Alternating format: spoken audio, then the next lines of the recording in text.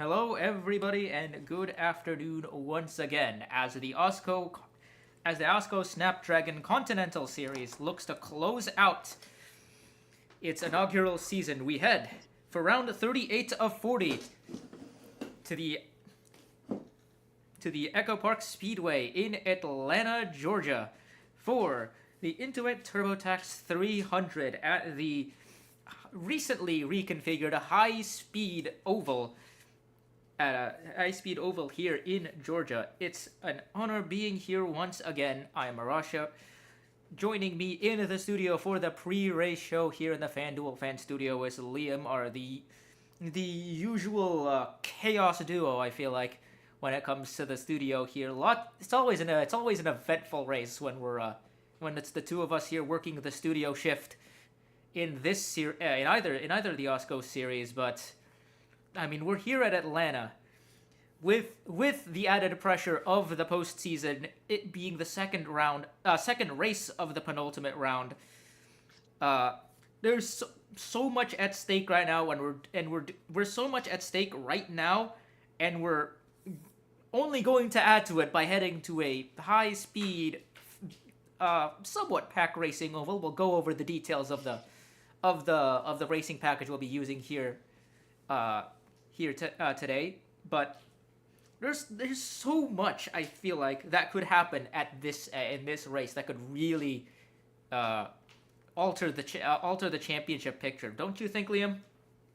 Absolutely. I mean, when you talk about playoff situations at tracks like these, you think of times Talladega being a round of eight race or Talladega being a knockout race. This is essentially what that is, but in a more confined space. This new reconfiguration here in Atlanta, the new Atlanta, not to be confused with new old Atlanta or old Atlanta, as this is the third layout that this track has taken on in its history, is as close to a plate track as you can get without it exactly being a plate track. It's very narrow. Banking has been adjusted to be similar to Daytona.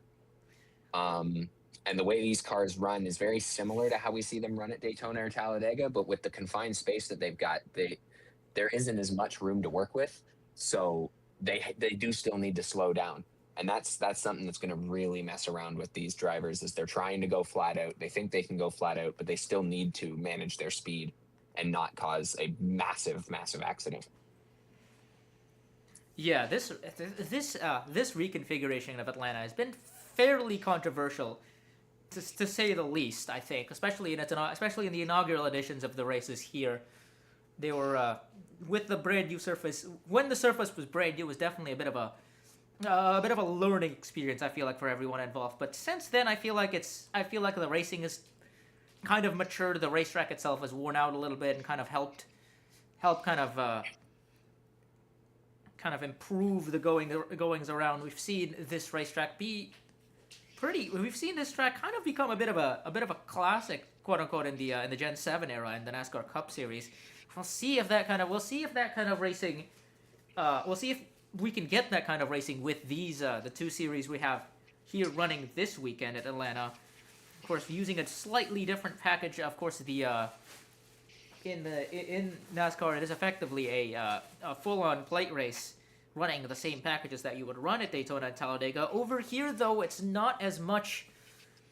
It's not as restricted as it is in those plate tracks that we have, Daytona, Talladega, and of course Pensacola in this circuit, using a bit of a kind of a hybrid between the regular speedway package and the plate super speedway package, using a I believe a restrictor plate with a slightly larger intake, of course. So we're running with a bit extra horsepower, but the high drag packages will remain on this car. So we're expecting. Yeah, I mean, we're still expecting, I think, a pack race, especially in the first kind of portions of the race. yeah, 100%. I mean, the rundown I've gotten on the package we're using today is we're looking at top speeds on the straights, probably around 190 miles an hour. So up there with the plate race speeds. With the grip that we've got going on with the tires we're running and the way this racetrack is set up, there should be An advantage on the low lane, which you should come to expect at pack races like this, the low line, when you're running pretty much flat out almost, you've got the shortest way around the racetrack is going to be the fastest way around the racetrack. But as those tires wear out, as this race sort of gets underway, that racing line is slowly going to drift up to the top lane of the racetrack, and you're going to see drivers struggling to find the grip on the bottom. So it really does become a hybrid between how Atlanta used to run, how this racetrack used to run with the with that old track surface and that speedway package, and the current plate package that is run in NASCAR at this racetrack as well. So it'll be a really interesting race, see how things run out here, and I'm excited to see how it goes. Yeah, definitely this racetrack. Yeah, definitely. Of course, we know we know that's as part of the reconfiguration that they did to this track. They turned it into a. They gave it extra banking. I believe about 28 degrees in the corners, and I feel like the main point of contention is gonna be that front stretch quad oval. It's most of that racetrack is fair game, but it kind of creates a bit of a. I feel like that quad oval section at the front stretch is kind of the most contentious part of the racetrack. I feel like the quad ovals are always can be a little bit chaotic. We've seen problems in this series in Texas Motor Speedway. Here at Atlanta, it feels like there's always a problem. At least in NASCAR, when you see those cars coming out of turn 4, that seems to always be an issue. And incidents very often happen early on in the race, coming out of turn 4 into the front stretch. I think. I feel like. Do you think that's going to be the main danger point in these races that we're going to have this weekend as well? I believe that quad ovals always have a little bit of an awkward situation about them because of how the cars run, especially when that quad oval isn't banked as much as the rest of the racetrack. And again, I've mentioned that this track is narrower than other plate tracks. You still get 3-wide racing, and the pavement on that quad oval, you've got a lot of apron there, which gives these drivers a false sense of security as in terms of how much room they actually have when making that turn on the front stretch. And you could really expect to see it to bottleneck around there if they're way too wide. We've seen it come in.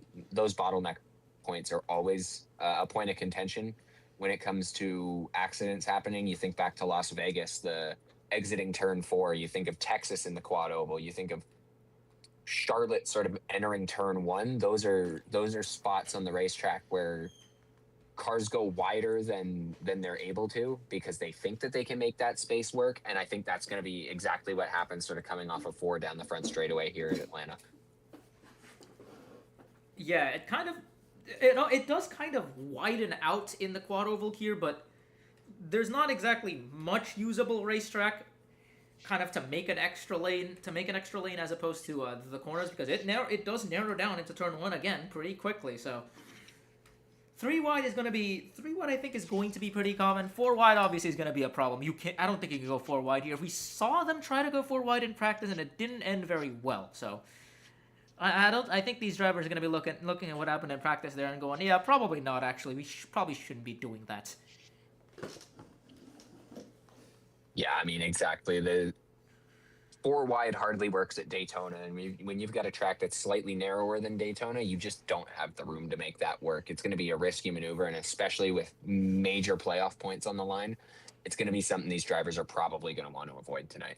Yeah, there's a lot to lose for a lot of these drivers. But at the same time, looking at where a lot of these drivers are starting, there might be also a lot to gain, as many of these playoff drivers are starting out near the back of the field. As we look at our starting lineup here, it's Faye Zanda in the number 7 Kentucky Fried Chicken Machine on pole here.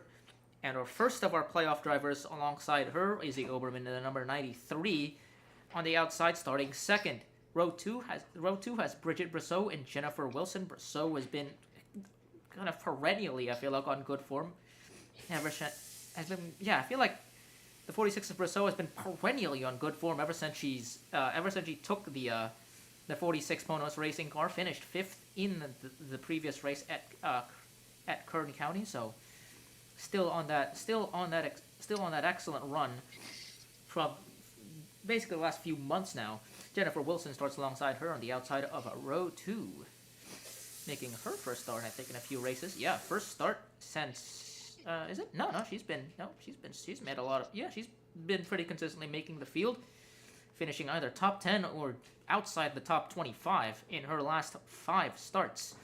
So that's 2 fourth places, including 2 fourth places, and one most recently at Kern County. Row 3, Kate Summers in the number 8, who's just behind her. That's the driver who's only made a 1 start in the last month. That was a 34th place finish at Oregon. And alongside her on the outside of row 3 is our second playoff driver, Annie Starchev, in number 66. That'll be our last playoff driver for quite a while now. Isabella Fitzmaurice and Leah Azelhart make up row 4. Then row 5, Petra Ilatovsky returns to number 31. And our third playoff driver, I lied about that part, Rachel Ramos in the 2, who's 10th in the playoffs, 10th and last in the playoffs right now, 25 below the cut line after a 35th place finish at Kern County, rounds out the top 10. And then you look at the rest of the playoff, as you look at the rest of the playoff field here, it's another 5 rows until you get to the next driver, Katrin Edelstein, 20th, starting 20th, outside of row 10 and the 14. Couple other drivers kind of there in the top 25 or so. Davenport starting 1 position behind inside of row 11. Freya Lundquist inside of row 14. And then our final playoff drivers are all kind of bunched in between row 16 and 18. Cassidy Jones inside of row 16, that's 31st, I should say. Deborah Williams and Lynn Oswell lock out row 17, that's 33rd and 34th. And our last of the playoff drivers, Vinnie Schultz in a 62, starts in 35th place. Schultz right now sits 6th in points just outside the cut line, only 1 point behind the 96 of Lynn Oswell, who starts, 1 position ahead of her. So there's lots to gain for a lot of these playoff drivers, but also lots to lose if you're Izzy Oberman, of course, starting 2nd right now in a really good point spot. Good qualifying car, but we'll see if that can translate well to the rest of the race. Yeah, I mean, this is one of those races where you really want to be patient. We mentioned how that line really develops from the bottom to the top, so it's not going to be one at the start of a tire or fuel run, hoping that we get through a tire or fuel run. Obviously, with some of the chaos we've seen on these super speedway type racetracks, you never know how long a run's going to last here. But you don't want to rush to the front. You don't want to get caught 3 wide in the middle of somewhere where you can't avoid an accident if it breaks out. And I think that's going to be the goal to this race, is patience. Making sure that you hit your marks, make sure you put yourself in a good position when those pit strategy times come around, but don't put yourself somewhere where you're going to end up getting wrecked if the big one strikes. Yeah, I feel like plenty of old Daytona energy in some of the racing we'll see here. Maybe with a little bit more of a strung out field once we get to if we can get a long green flag run in.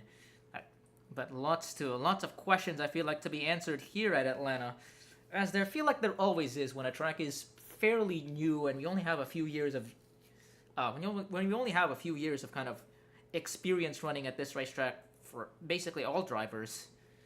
Of course, not just the AWSCO. It's not just the AWSCO series who are, of course, coming to every track for the first time here.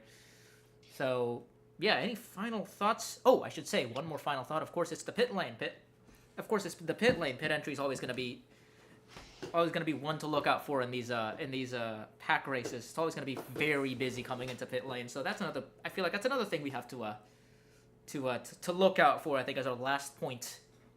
Yeah, and I mean, I could be wrong about this, but I believe the pit entry point for this race is not the one that's used in the NASCAR version of this track. We're coming in off of 4 here. So that's, of course, NASCAR used that in the first season of Atlanta, of this reconfigured Atlanta, and it was a bit of a mess, which is why they moved it over to the current position in real life in the entry of 3. But we're still using that exit. We're still using that pit entry off of 4 for this series, which may cause problems. But we've seen sketchier pit entries in the Continental series. This is a series certainly have. This is a series that's full of real great tracks. Yeah, there's no wall in the way this time, so we should be all right. That's true. There is no wall in the way at the very least, so I don't think anybody will be spearing the wall, spearing the outside wall at high speeds. Thankfully, it's always going to be something to look out for. But I think that'll do it for us here in the FanDuel Fan Studio. An exciting race, the Intuit TurboTax 300, which is 195 laps at this track, awaits us now. It'll be Echo and Ellie in the booth calling the race here, and we hope you enjoy the show here in the 38th and second race of the penultimate round of the AWSCO Snapdragon Continental Series postseason.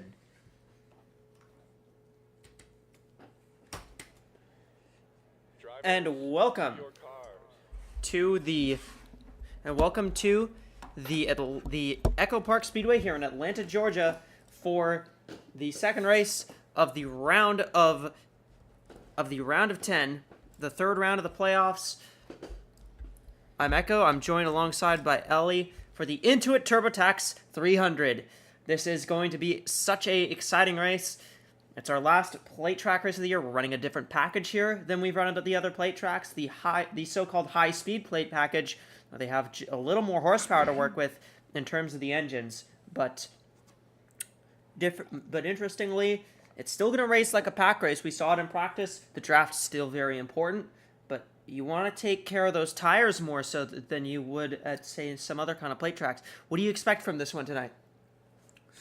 I expect a slightly chaotic race, but a great one. I expect some aggression, and I expect a lot of tire strategy.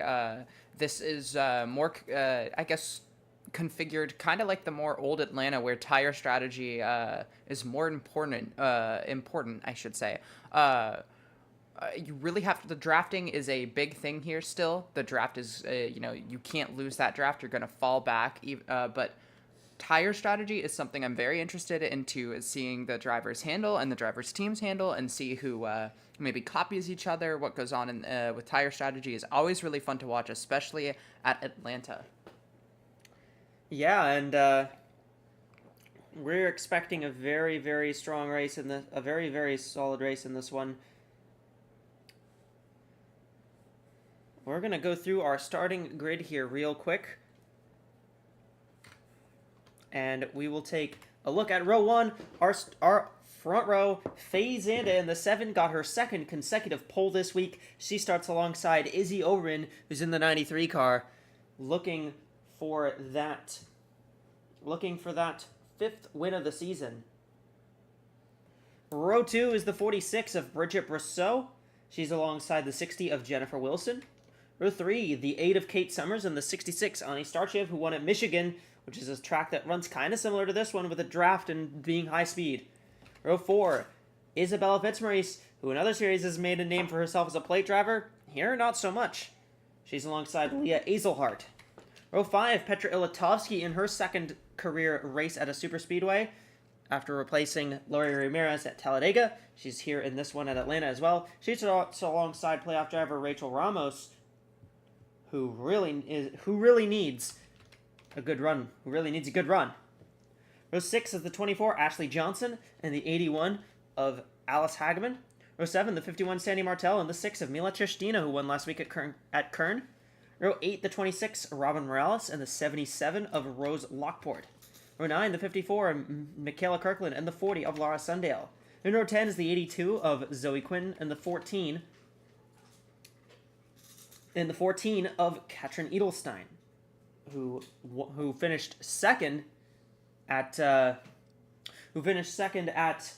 Daytona earlier in the season. Row 11, the 22, Naomi Davenport, twice a winner this year at Kentucky and IRP, alongside the 95 of Cara Reynolds. Row 13, the 84 of Tammy Bird, and the 35 of Krista Andresen. Row 14, the 15 of Isabella Smith, and the 99, Karina Willis-Callaway. Row 15, Daytona winner Freya von Lundquist, and the 42, and the 65, LaTanya Gray. Row 16, the 44, this is row 15, the 44 of Lulu Connie, and the 25 of Kathy Ableton Perez. Row 16, the 4, Cassidy Jones, who has a reputation at this track of being one of the best. She's alongside the 45 of Liz Roberts. Row 17, the 55, Deborah Williams, and the 96, Lynn Oswell, who won at Pensacola. Row 18, the 62, Vinnie Schultz, and the 10 of Charlie McCarron. And in row 19 is the 12 of Jackie Kennedy and the 0 of Hieta Yoko. So, with everything that this race has to offer, what do you think the big keys are going to be here in this one as we get set to take the green flag? Yeah, I think big key is here is you're gonna have to find a good drafting partner while also watching that tire wear, and that kind of creates an interesting dynamic, right? You know, getting a good drafting partner and managing your tire wear. Well, at the same time, why don't you just partner up with somebody and pit at the same time as well? I think we're gonna see some drivers doing that as well. You know, their little drafting partners that they're following around with. I think they're gonna probably, at least most of them are probably going to come into pit at the same time. So I think that's going to make interesting green stops for sure. I don't see, you know, a 2-tire strategy. Maybe later if you want to have a quick stop. But I think that's going to be one of the more fun things to watch for in terms of strategy and pit stops. And I think, you know, some drivers who would be pretty nuclear to say in this race, if they did that, it would probably be Izzy Oberman and Ani Starchev. I mean, Ani Starchev is great at these kind of races, and Izzy Oberman, well, she's row 1 on second. So great starts for those two drivers. I feel like they might want to stick together for a bit. I think Naomi Davenport and Katrin Edelstein could be good drafting partners and good pit partners.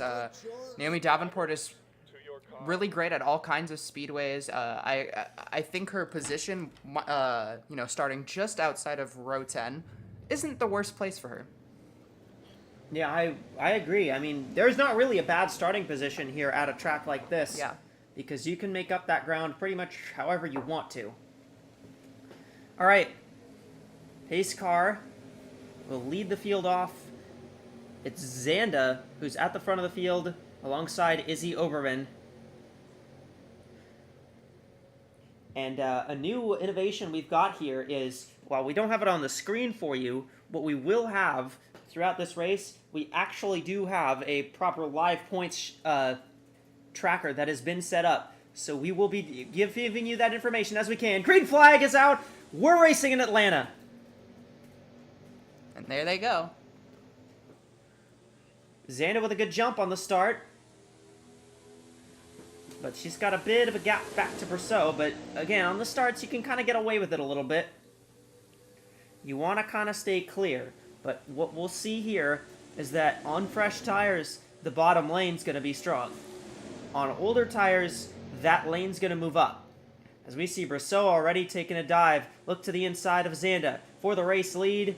And it's side by side, but Brousseau's got it at the line.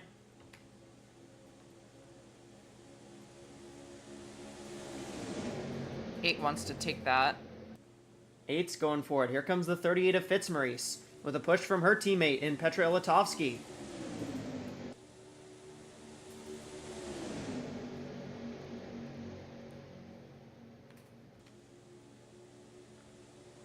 Maybe the 38 could use the 8, but no, looks like the 31's got the better run.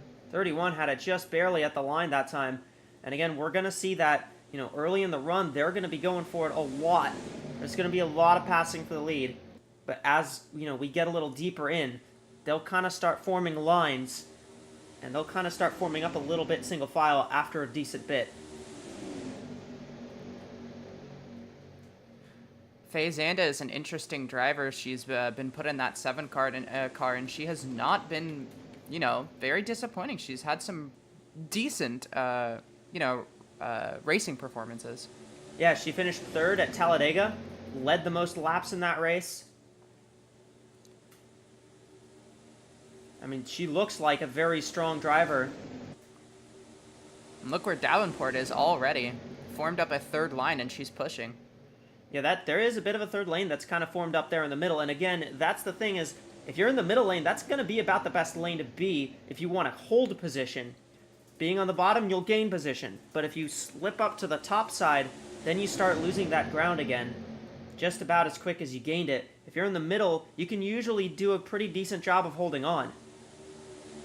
Zoe Quinton led that time, but now we've got, look at Cassidy Jones, maybe pushing it thought about taking it 4 wide, but the gap thinned out regardless. Jones trying to get that lap led. I don't think she got it. I believe that went to Lulu Connie. It went to Lulu Connie. But now we got 2 playoff drivers at the front, kind of forming a wall. And as I say that, the 99 looks to the inside of Karina Willis-Callaway. And again, that is a bonus point for leading a lap. That is what you get for a lap led.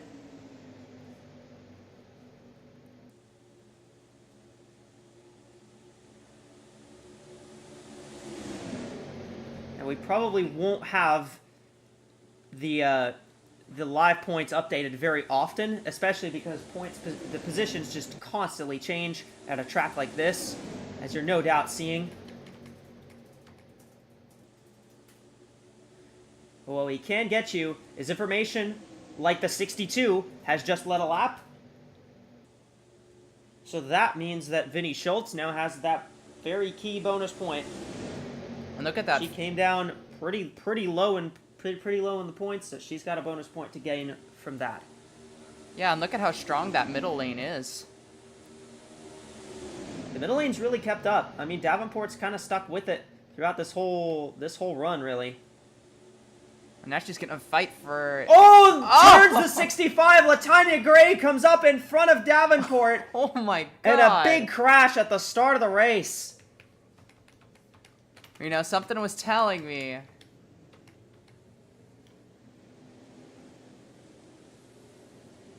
And that took out a lot of cars.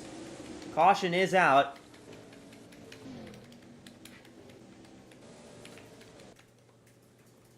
Yeah, that middle lane looked good, and Latanya was just right in front of it. And it all just went wrong when she was in front of the middle lane there.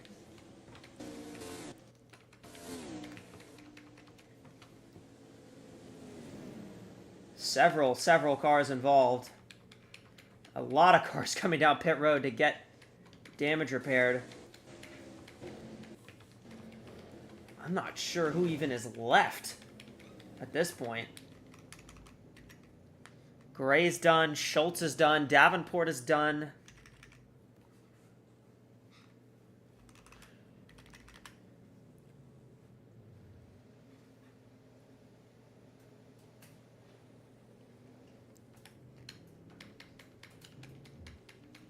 Well, after these pit stops, we will get you the information on where everyone is running, and then we will get a replay.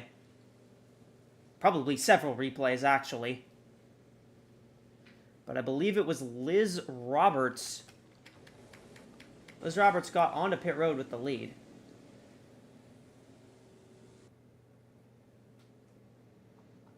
I'm a bit unsure as to who actually has the lead right now.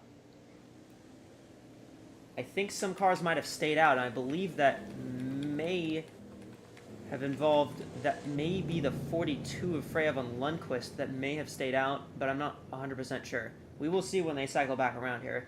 But a bunch of these cars, I believe, are last down and going to take the wave around.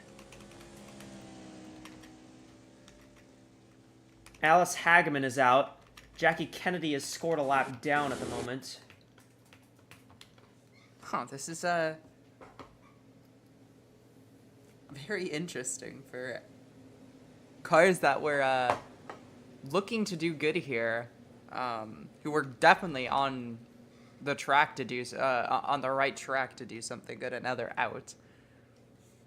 Schultz locked into 38th and Davenport is locked in 37th, so we'll get the information on who's the wave around here. I'm going to wave the cars around first before we get that.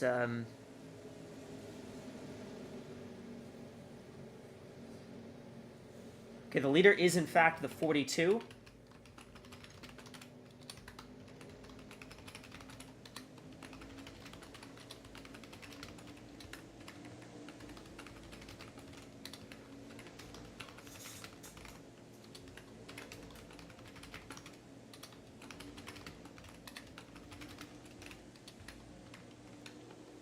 So that actually will give Freya von Lundqvist a bonus point for leading a lap here as well.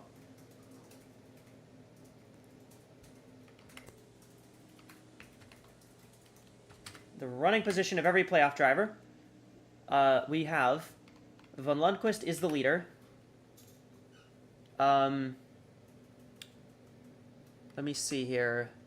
Edelstein 12th, Jones 13th. Williams is 18th. Oberman is 20th.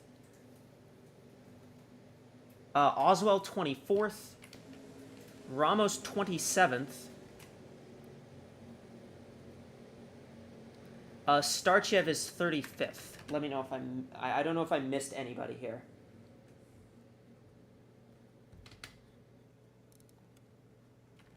Let's go back and see what happened to bring out the first yellow of the day. Latanya Gray just kind of comes up and tries to block Davenport, and it just... Yeah, that was not a smart move. was not clear. Man, you think that was a good block? Not really. We'll go on board with Naomi Davenport here through this and see that 65 here just kind of comes up. Nothing Davenport can do here. Yeah, she's pushed from behind, pushed from the right, pushed from the left. Latanya in her way. Nothing that could be done there at all. It was all on Latanya, looks like.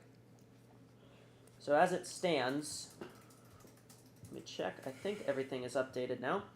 As it stands right now, Van Lundqvist leading the race is at the top. Oberman, Jones, Williams, and Oswell currently in right now. Oswell is 8 points up.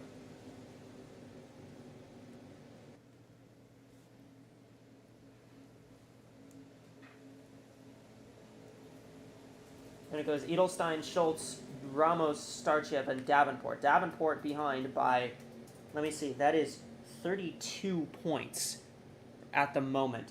And that gap could obviously change quite a bit. I'm going to keep them yellow for another minute. I actually have to wave around a couple cars here. So another lap of yellow to let the lap down cars pass through.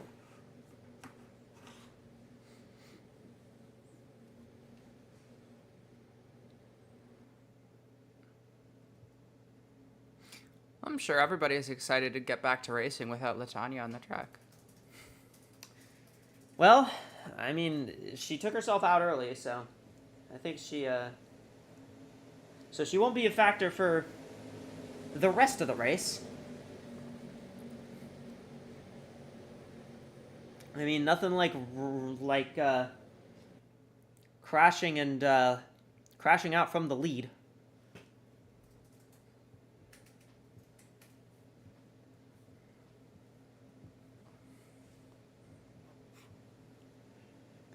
Well, we will go green for real this time. Summers and Starchev got the wave around there, so they will get back on the lead lap. Now, again, remember that we do, in fact, have a minimum speed. We do have the minimum speed rule.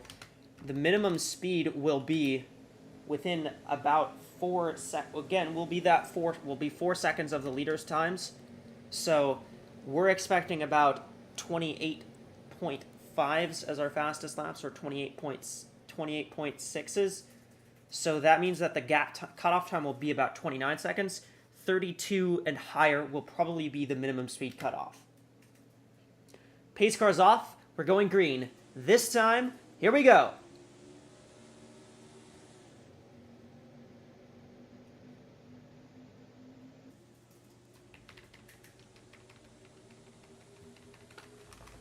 Only 4 cars retired from that incident, so clearly not that bad enough of an accident to take out a bunch of cars. Van Lundqvist is driving away, though, as I think Bridget Brosseau may have a little bit of lingering damage here.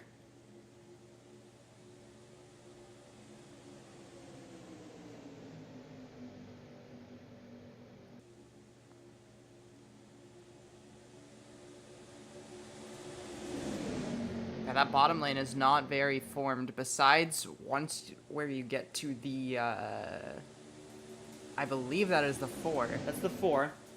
I mean, again, I think the thing here is that the 46 is just slow. Yeah. Like, that car just doesn't have the pace. As Fitzmaurice takes the lead away.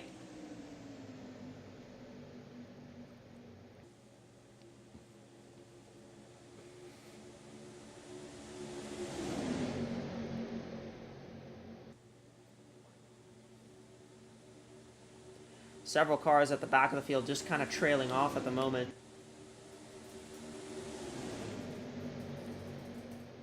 As Azelhart now looking to the inside 4 wide again here on the 38. Ooh, they touch a little bit, and that gets Edelstein. Jones is in it. Multiple playoff cars involved.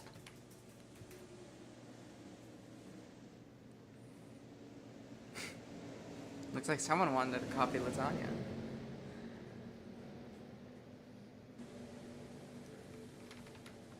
Caution is in fact out once again.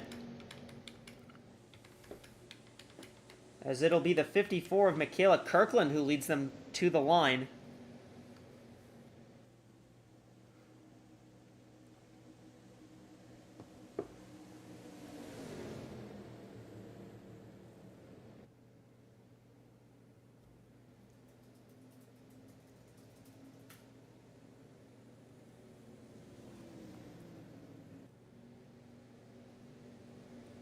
Yes, Robin Morales is in fact on pit road. There's Bridget Brousseau coming down pit road.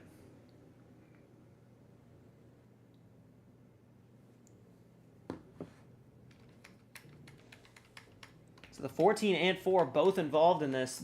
Those two.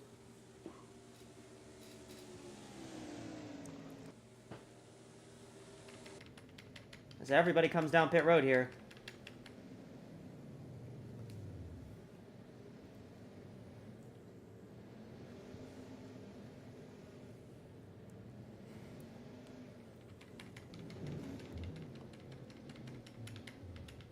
Phase in, and the 7 car looks like she's staying out. So is the 96 and 84. 14 is done.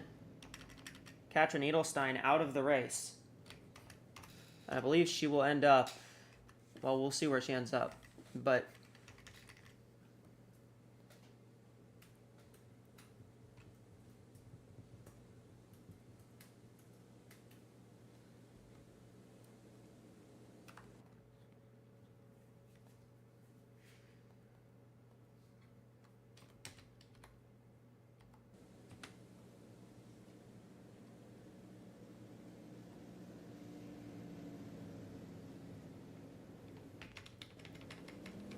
as everybody exits pit road here.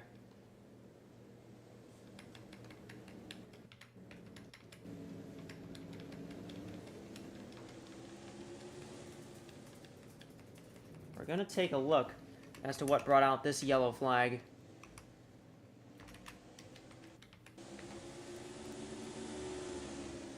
'16 and the 38 were in it.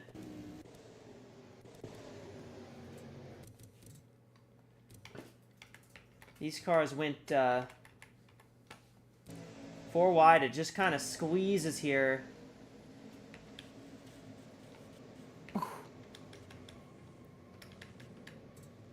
Shockingly, I'm not sure that Cassidy Jones has that much damage from this. Yeah? She got the wall a decent bit, but... She might be fine. At least one of the I don't better know. cars. Rousseau was in it as well.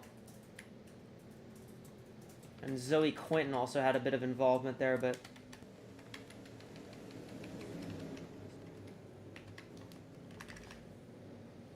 So the leader is actually the 77 of Rosa Lockport.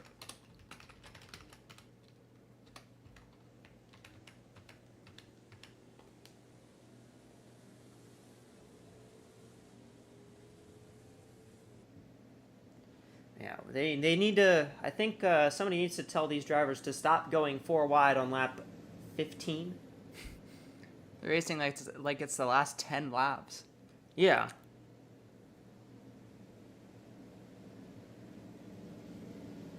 You know, you got a long way to go.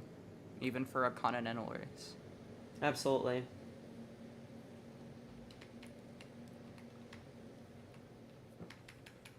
So it's Lockport, Oberman, McCarran, Von Lundquist, Sundale, Ableton, Perez, Kirkland, Williams, Roberts, and Yoko. Lulu Connie is actually a lap down in between these top 10 cars. And, well, she will also take the wave around here.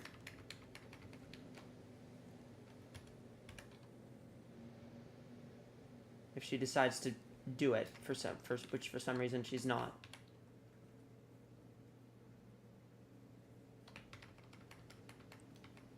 Why? What are you doing? She's like, oh, I don't need a handout.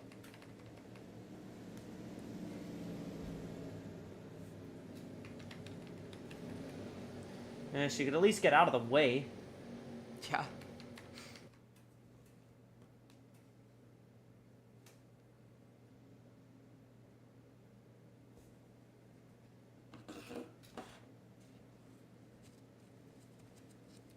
Well, she's not going to take it, then we're just going to go green without her.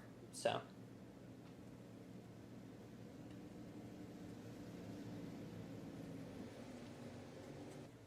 We're going to head back to green very soon here from the Atlanta Motor Speedway. Rose Lockport in the 77 car is the leader.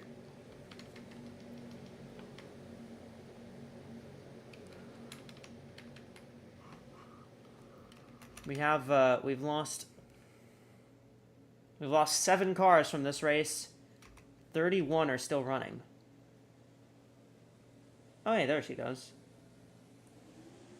Green flag, we are back to racing.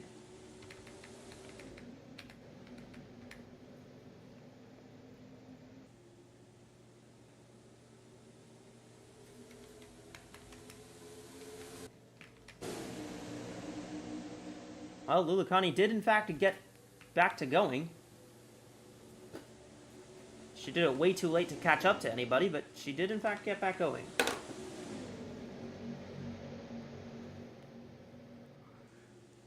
'77's off to a good start. Fielded pretty well single file down. I was wondering if they had maybe learned their lesson, and then Lundquist took a jump out 3 wide there to try to get back to the front. It's Freya von Lundquist now leading that bottom lane, trying to get up to Rose Lockport here, who's leading the high side. Ableton Perez pushing the 42.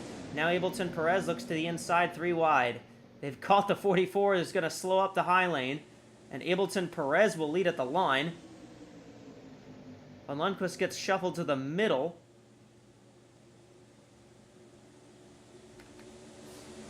Liz Roberts will now grab the lead.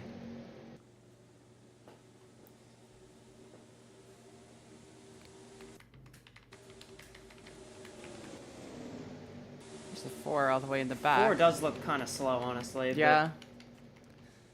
She does look a little off pace. Willis Calloway leads at the line this time. And we're going to see a lot of drivers that take the lead at different points.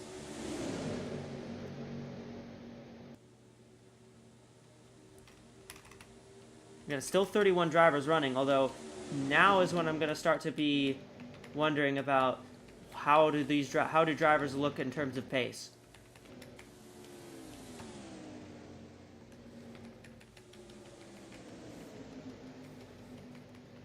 Again, that cutoff time, 32 seconds. And most of these cars are actually meeting that time. The 8 just came off pit road, so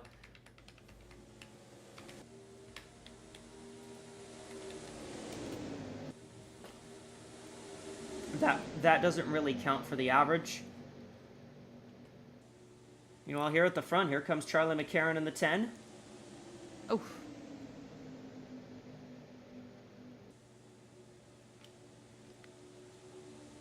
Ableton Perez in the 25, diving back down to the bottom to try to grab the lead. Here comes Deborah Williams, who's a driver who I'm kind of surprised wasn't involved in anything, but again, Deborah Williams, and I was actually counting some of the statistics earlier on, but Deborah Williams does not have a DNF since since Aguascalientes, Wow. which was almost 20 races ago. Yeah. She's got a Williams good has had record. a rather remarkable finishing streak. Yeah.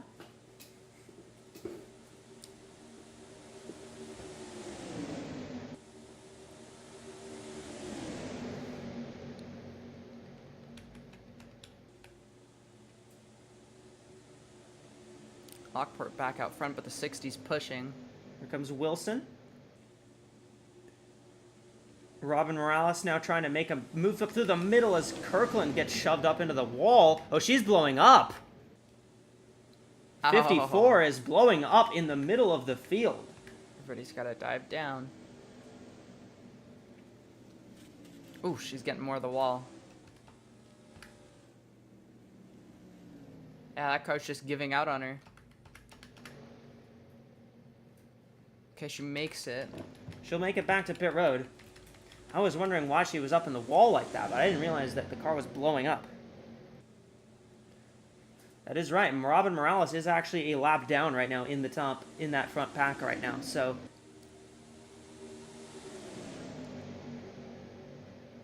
this actually did split the lead group up quite a bit, because a bunch of these cars have now dropped back because the 54's engine failure has split them up, and they've got a crash. Deborah Williams. Oh, they've piled into Leah Azelhard and Karina Willis-Callaway. Izzy Oberman has big damage. Lulu Connie. That was a rough hit.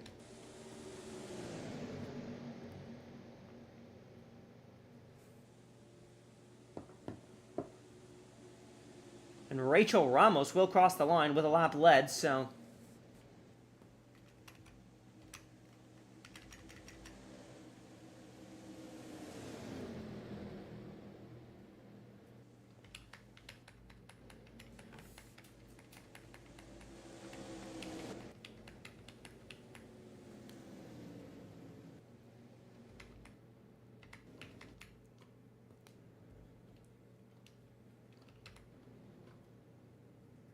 Here will come everybody else down pit road.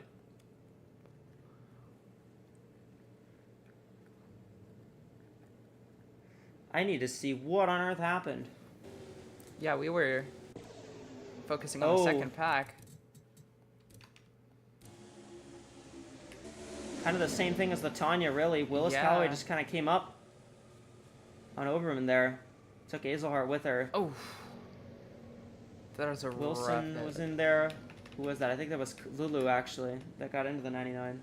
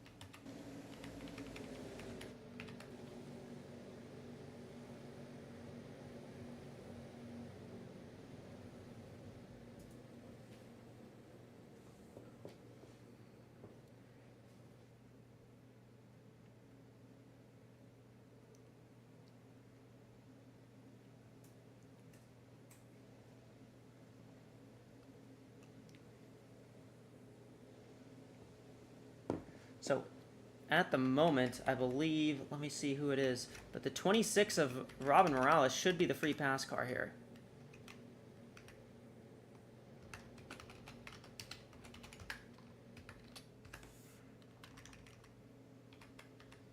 And the 2 of Rachel Ramos is, I believe, considered the leader.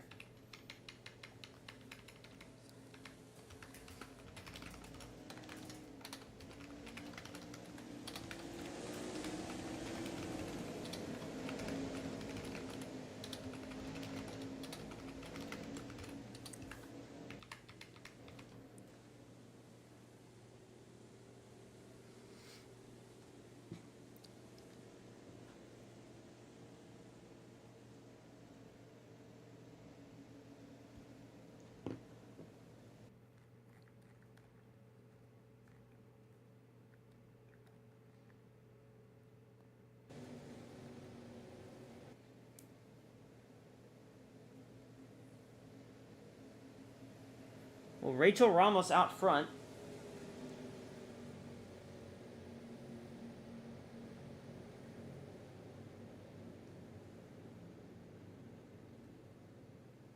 Lara Sondale, Zoe Quinton, Kathy Ableton Perez, Liz Roberts, Ani Starchev, Jackie Kennedy, Kara Reynolds, Ashley Johnson. Excuse me, Kara Reynolds is actually laps down. Ashley Johnson, Hideyoko, Cindy, Freya Van Lundquist. Playoff drivers sit Ramos in the lead. Starchev is 6th. Van Lundquist is 10th.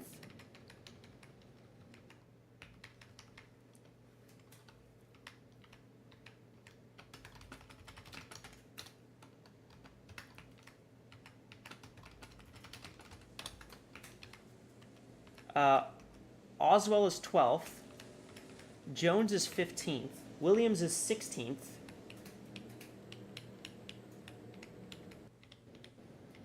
And all the remaining drivers are out. Izzy Oberman, I believe, will end up 29th. Well, we still got some of the playoff field left. Plenty of race left.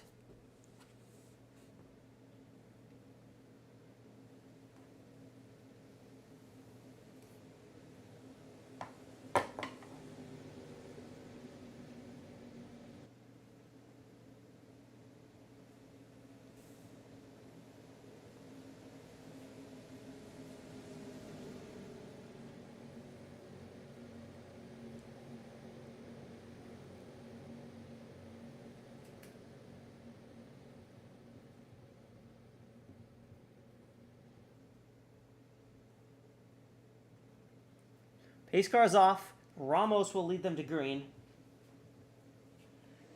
Here we go. We're back underway. We will see if we can get a decent run under green here this time.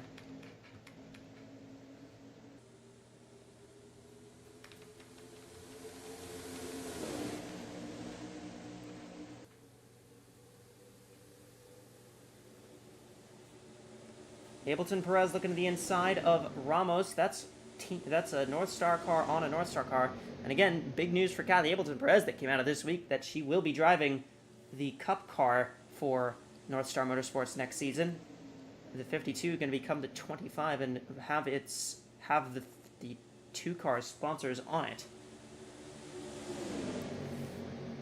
From what we understand, North Star Motorsports has another driver in mind, but have not officially made the signing yet.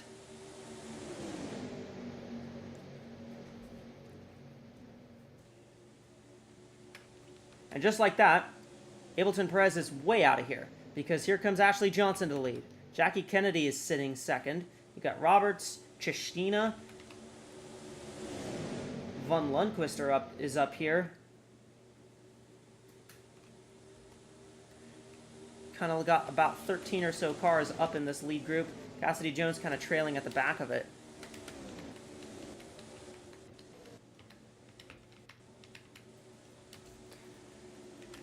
Chistina now has the lead, this time by.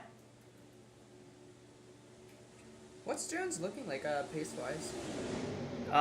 Not able to keep up with the draft. How many seconds back is she? She just lost 15th spot to Morales. I see. But again, we just went back to green, so seconds back isn't going to mean a lot as they're catching a lap car here. Willis Callaway just came off pit road. That was iffy, but they made it work. Well, they survived. The 99 does appear to be quite slow, though. Although I think a bit of it is that she's still getting up to speed. I'm surprised she's still running, to be honest. She took a huge hit. Yeah. This is going to split the pack up as well. Quite a bit. Kind of like we saw with the 54s incident earlier on. This is going to kind of split it even in a more interesting spot because it's kind of split the front 7 away. Ani Starchev now leading the way. Again, doesn't have the lap lead that she wants if she's going to get the bonus points. She wants it, though. Maybe if she could defend a little. I think she'll get it here. Yep, she got it. Starchev now has the lap lead. And again, if you're kind of, I guess that's kind of the thing we're seeing right now. If you've survived to this point, you're in a great position. Yeah, for sure. I mean, you missed all the huge wrecks, and now you're one of the probably best cars out there left. Well, interestingly enough, this group is kind of starting to catch back up a little bit. Yeah, maybe they single filed it out and kind of just drafted off each other to catch up.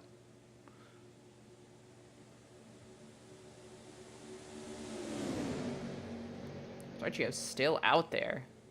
Still leading the way. And again, that's kind of the thing I was pointing out in the early show, is that once the tires wear out, once you kind of get a little deeper into the run, the higher lanes start becoming better. Oh, I don't even know who got that. It was, in fact, Starchev. That was so close. Here comes Charlie McCarron down on the bottom lane, taking it 3 wide with Ableton Perez and Starchev. They're still 3 wide right now. Roberts is going to move lanes down to the middle, jumps back to the high side.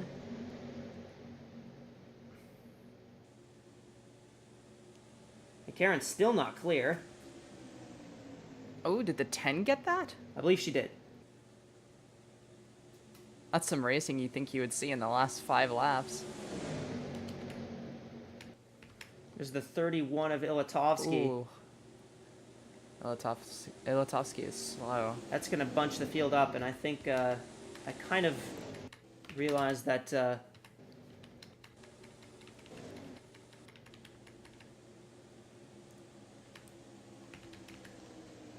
my assumption on how quickly they'll catch lappers is not exactly tuned in with how this track is, because this is a much smaller track than the other plate tracks that we run.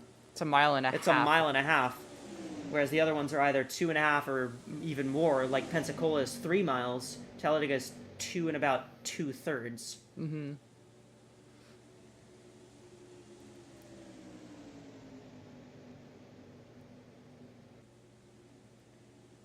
Charlie McCarron now out front. Looks like Starchev is catching up.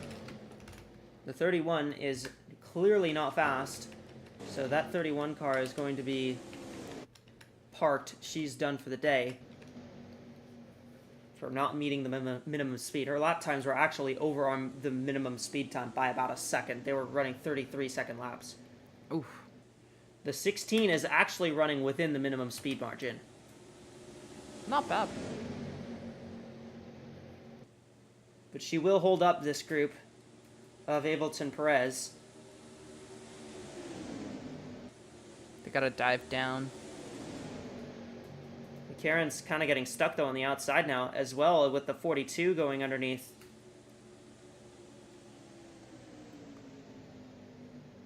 That's going to be something as well you want to pay attention to. How you navigate lap traffic, gonna tell you a lot. And they've caught 2 lap cars who are side by side, Fitzmaurice and Munoz, or excuse me, Zanda.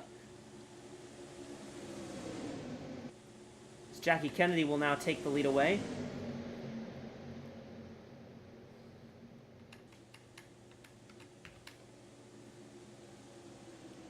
And Freya von Lundquist will get the run to get to the inside of Kennedy. Good run on her.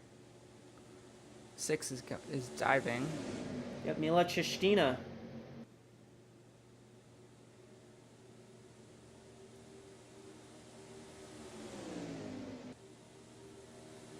And von Lundquist very likely won't even come back around this lap to lead it. Looks like Sundale and the 6 were fighting for it. The 6 got it.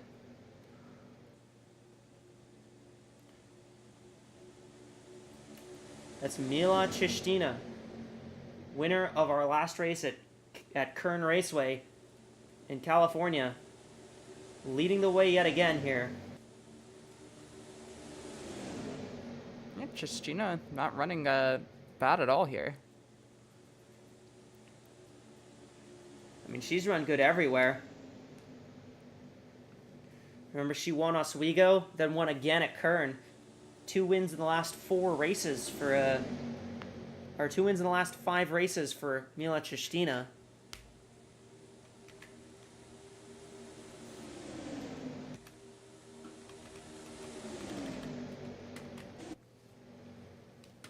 Running it really well for a car who is outside of the playoffs.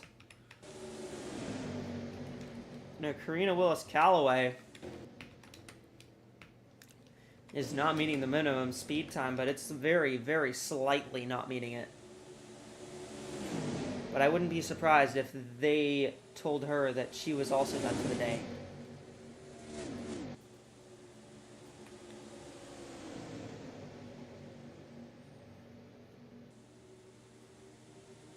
Oof. Almost 4 wide. That was almost 4, but they did end up narrowing it out.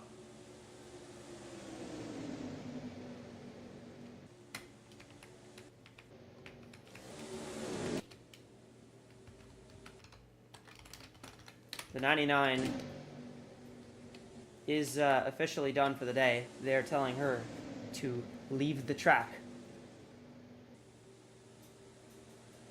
The top 11 cars right now in reach of this lead pack.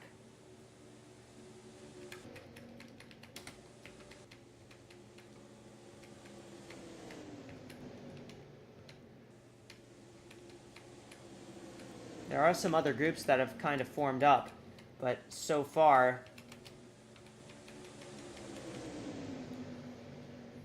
it's just a few little small groups. This lead group right here is pretty much the main thing, although the 2 of Ramos is starting to fall off of this group. Starchev leads that lap as once again. It's another lap led. She is running pretty good.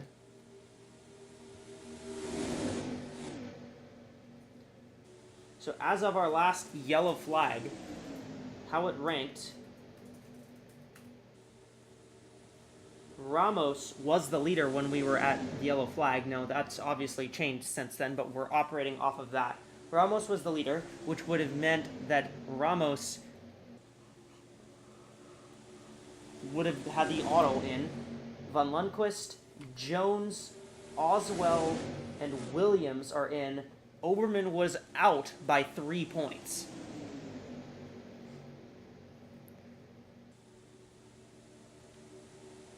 They went 4 wide again there, but they managed to not make anything terrible happen. Now, right now at the moment as well, Van Lundquist has another bonus point. She has the fastest lap recorded in the race so far.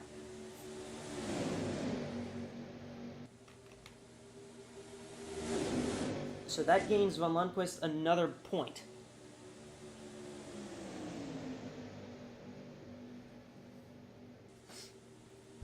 You see, he had a Yoko. Oh my! As Chistina gets into Roberts, Johnson into the wall. It's just those 2. The yellow flag is out once again. And it's a much similar incident to what we've been seeing all day. Just can't do 4 wide here. And thankfully, especially not on the front straightaway like that. Yeah, and thankfully they didn't take everyone out with that one.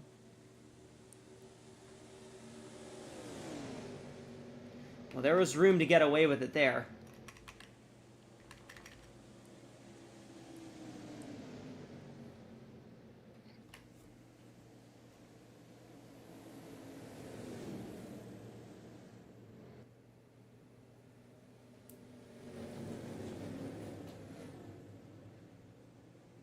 We did have a pretty decently long green flag run there, so I would expect that we would see some tires being taken. Yeah, for sure. I expect it.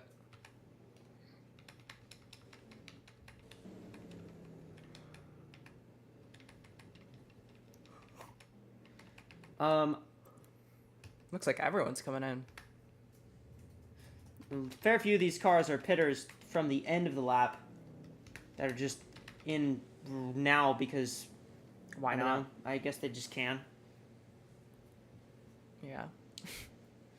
Actually, I want to go to Liam real quick because he had an update he was going to give us before the last incident on some of the cars that have had issues in this race.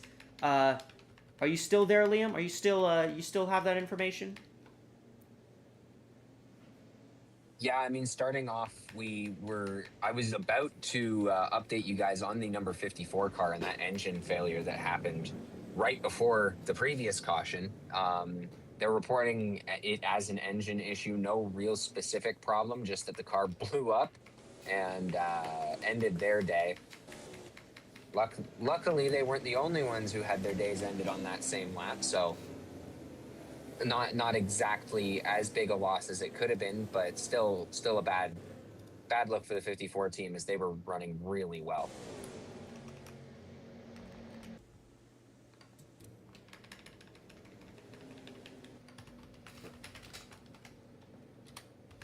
'95 of Carl Reynolds is the wave around. We will take a look at that incident as soon as I can get everybody waved here.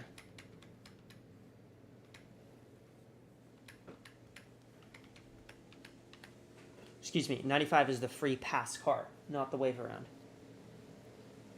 Small correction there. So it is Starchev still recorded as the leader. Oh, excuse me, it is Sundale recorded as the leader.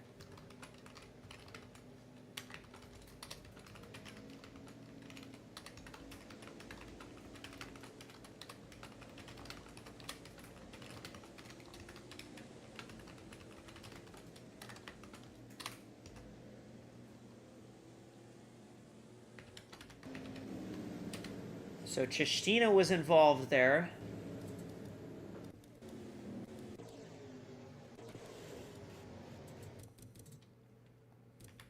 They're 4 wide here. Yoko kind of goes 4 wide, and I think Chistina just kind of gets hooked into the 45, trying to stay off the 0. Yeah, it looked almost like she got a little tap, maybe. I don't know if she got touched, but I think she just kind of realized... yeah, I think she just kind of thought, you know, kind of reacted to the 0 being there more than she reacted to the 45 being on her outside. Yeah. And those two got on the wall.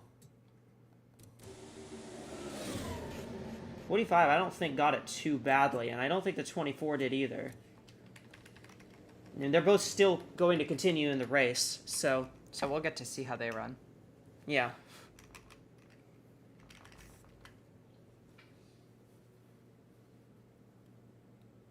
Rather eventful here in the opening...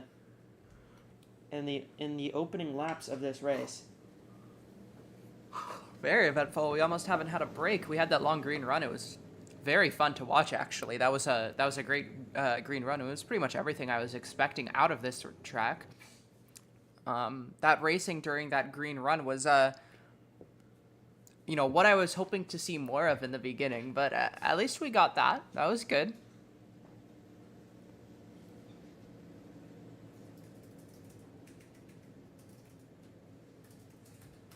Lights are out. 95 is 18th, 55 is 22nd.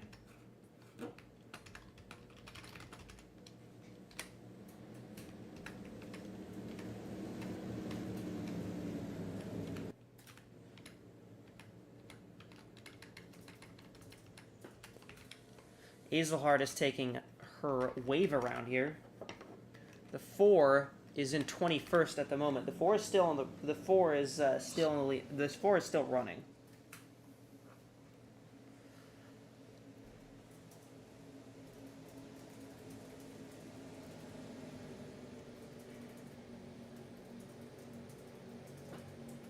So we've got our new. We're gonna have our points update.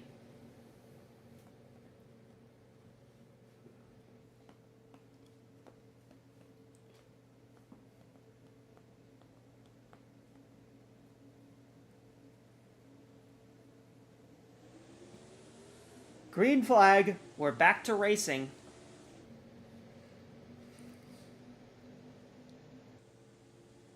Looks like the 82 got a solid start. 82 did get a pretty good jump. No one to run with her until Double check about the 14. now. 14 is out of the race 33rd.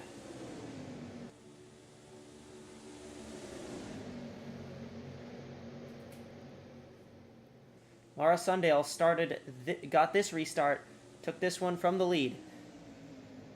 You got Quinton trying to take the lead away. Couldn't do it that time. Ani Starchev now pushing the issue a little bit, trying to get the 82 a push. Never mind, trying to dive down for the lead. And they're going to go 3 wide for that.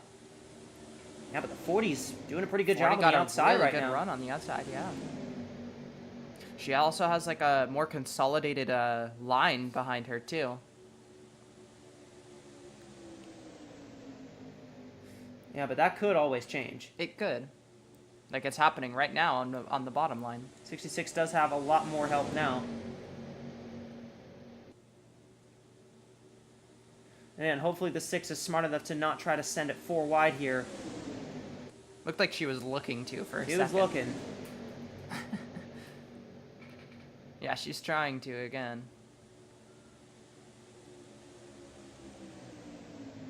And it looks like the 66 led that lap as well. 82 got a good run. Everyone fighting. They're 4 Oh, wide they're 4 again. wide. They are 4 wide now down the back straightaway. They're trying to maintain it. They're not doing horrible. I think they'll survive. Yeah. They'll survive this one. The 6 just got consumed, basically. 6 just kind of dropped into the middle lane there. 25, 82, and 66 are 3 wide. Still 3 wide at the front of the field. Have they learned very much? I don't think they have. Looked like the 35 wants to make it 4 wide. But the 25 got a I don't good think run. there's. She's I don't out think front. she can make it 4 though. I think the can't. most she can do is 2. She's trying right now with the 25. 82 is looking to get back up there. 51's trying to go on and dive. 51's looking at 4. 4 wide. Down the back straightaway again. They're handling It it. worked out last time.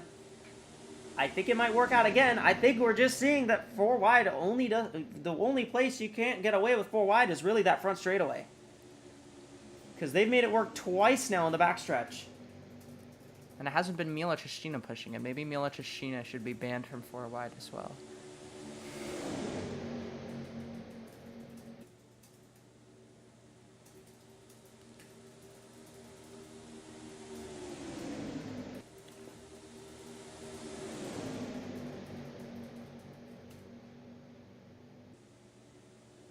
Morales got a good run. Yeah, Robin Morales got a great run. And remember, Robin Morales was a lap down a couple yellows ago? Yep. She's the leader of the race now.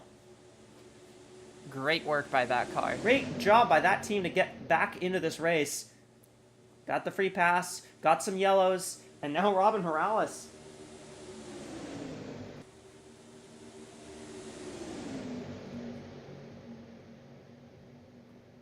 Out front. Now, I'm going to update you all once again on the condition of the cut line. Freya van Lundqvist is at the top by 20, by about 26 points or so.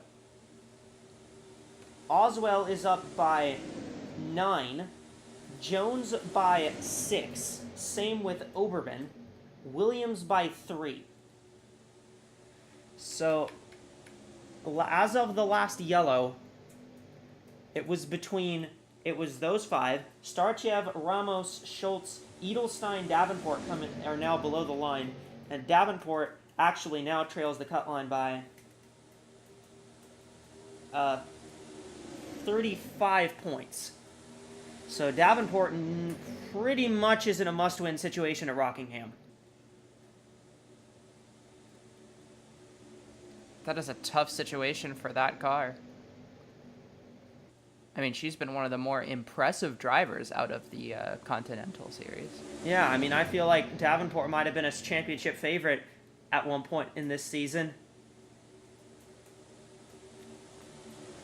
And now Davenport's going to basically have to have her best race ever pretty much entirely guaranteed. She's got a lot of hard work ahead of her.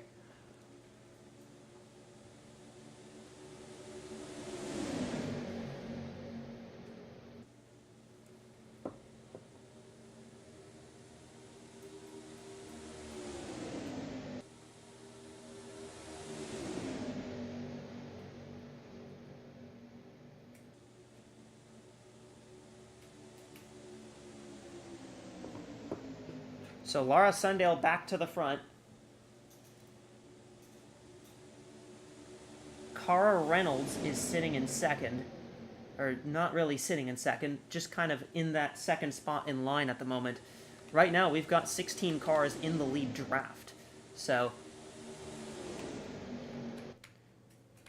if you're wondering how the cars that were involved in the last caution, how that went for them, the 45 is still here in the pack.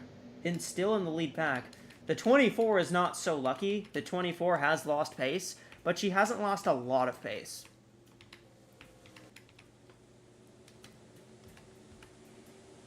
Looks like they're catching those lap cars They are now. catching some lap cars. Now, these lap cars, this is Deborah Williams and Leah Azelhart. Deborah Williams, they are within the minimum speed bracket. That being said, this will probably break up the pack a decent bit. Oh, it definitely is.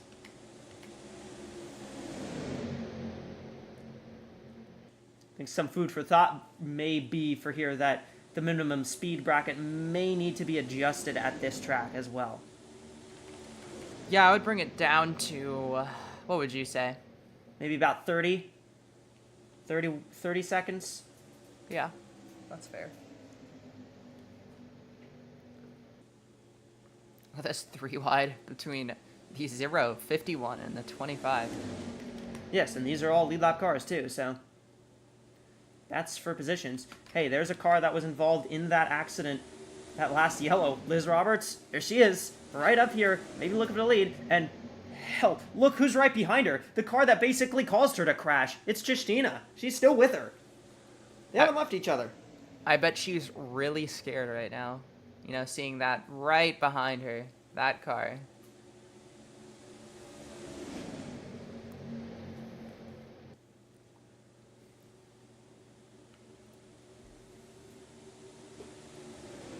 Cara Reynolds, by the way, also another car. She went a lap down. She was actually, I think, 2 laps down at one point. She's got back on the lead lap, and she's about to come back to the line and lead a lap in this race as well. So, some really big comeback stories just in the first half. 66 also back up here, too. You're seeing the 16 of Leah Azelhart getting a big push. Now, she was a car that looked like she was off the pace, off the lead lap. But actually, right now, Azelhart is actually Oh, they want to a make lap this down, 4 wide. getting into the 6, got into the 6, and turned her in front of the 45 again. Yeah. That time it wasn't Justina's fault, but it's a yellow no matter what. I think there's going to be some new beef between cars.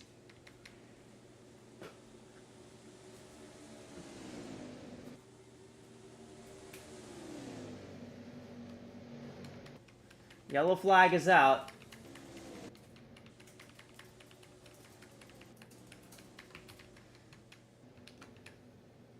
I think these Continental drivers are learning a bit of the hard way that this track is just not very forgiving.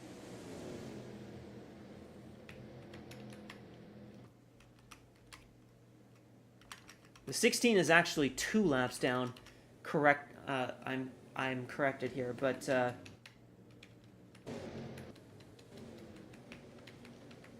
the 60 of Jennifer Wilson will be the free pass car.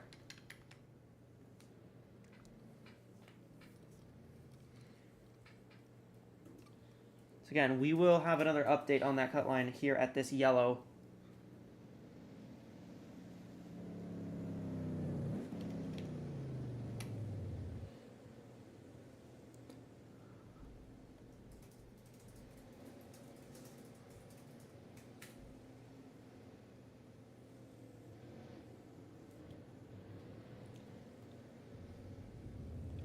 Fastest lap has not changed, by the way. It is still the 42.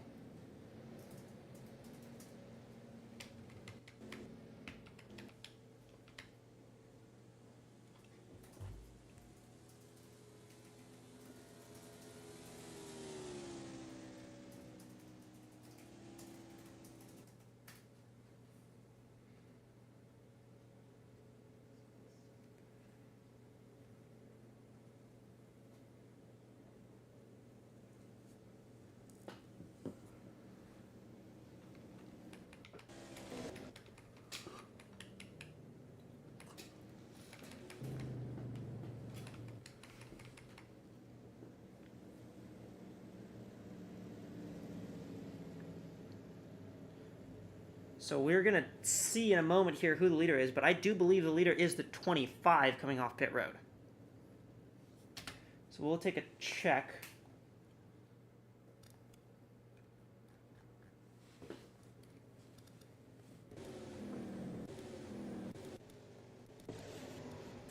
To how this yellow ended up happening.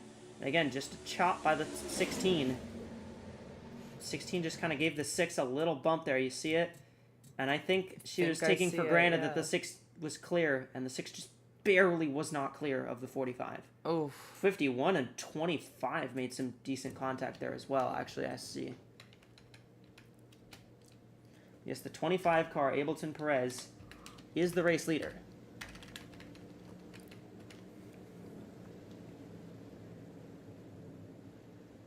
.60 of Jennifer Wilson will take her free pass.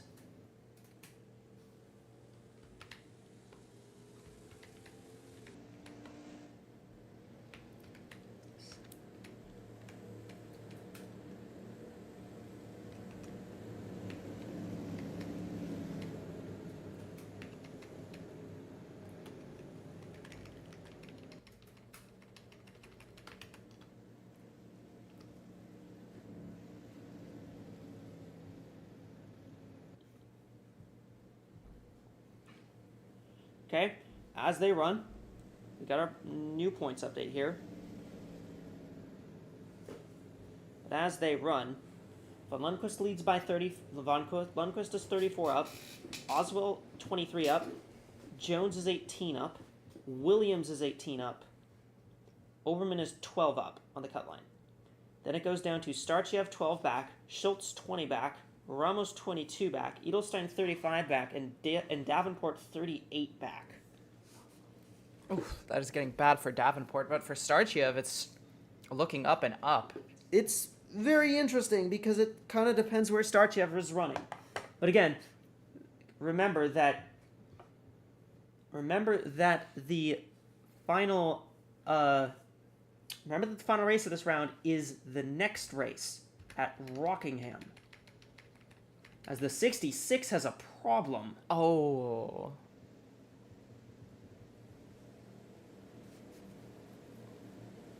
And that is a terrible thing to happen to them.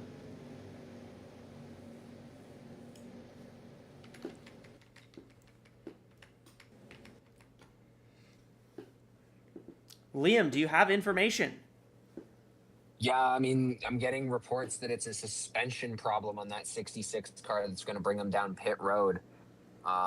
No idea which part of the suspension or which tire, but something's wrong and something's been knocked loose, and that car is going to be coming down for repairs.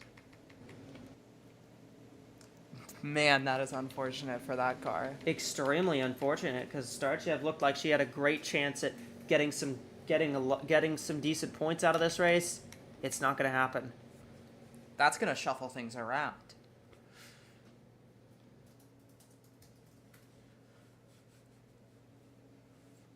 Pace car's off. We are going to go back to green flag racing here. Here we go.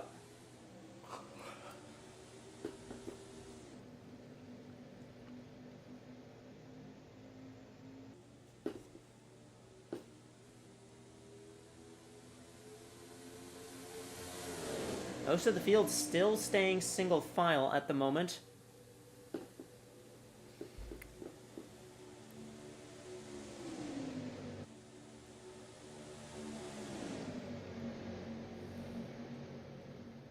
Some of them looking to make moves here, I'm sure. Oh. Yep, like right there. I'll See Robin Morales look to the inside. There's Charlie McCarron, Freya Van Lundquist, and the 66 is officially out of the race, so that suspension problem is clearly enough to be terminal.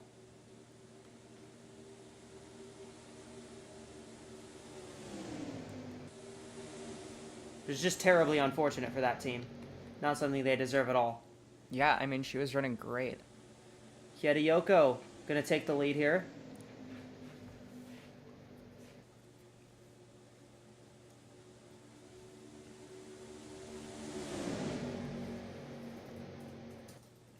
And again, we just haven't seen like a lot of those runs really. a lot of long runs, but when we have seen the long runs, we've started to see that the tire wear does kick in.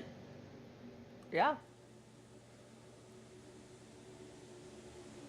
35 looked to go 4 wide, but backed off of it with her teammate in front, knowing how dangerous that's been all day at the front stretch. Great move by Andersen to keep that away from getting out of hand, as Freya van Lundqvist now looks to the inside to maybe take the lead as Lockport merges in track. Oh. And gets the 82 of Zoe Quinton. That's another yellow. That was a horrible move. Horrible merge by the 77 of Rose Lockport.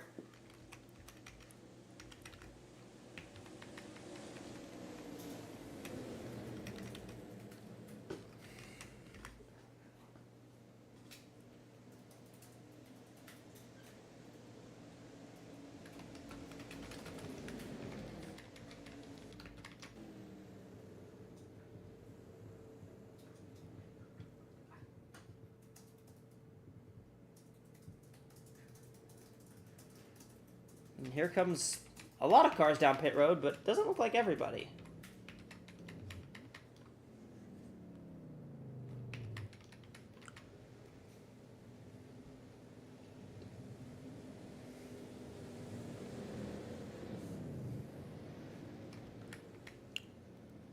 That is a lot of cars. Liam, do you have anything on pit road?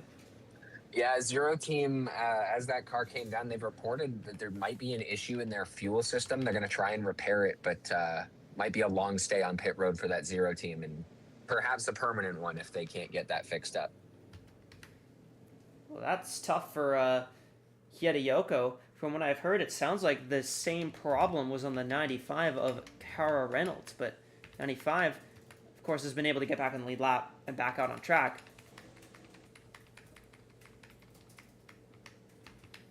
The 26 of Robin Morales stayed out on the racetrack, so she will be the leader. The 8 of Kate Summers is going to be the free pass car.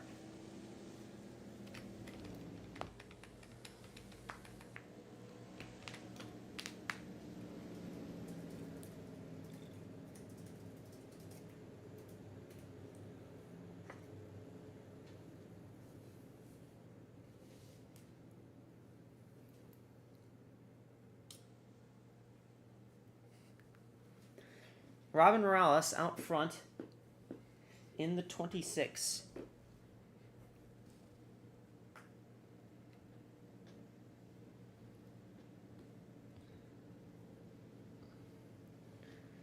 And so we are approaching that halfway mark of the race, but well, there's a lot of things to be said about this race, and I'm not sure that very many of them will be good things by, well, any stretch of the drivers or our reporters. Zoe Quinton taken out in this. Let's take a look. 77 exiting pit road. The 77 merges up into the 90, into the path of the 95. Horrible merge.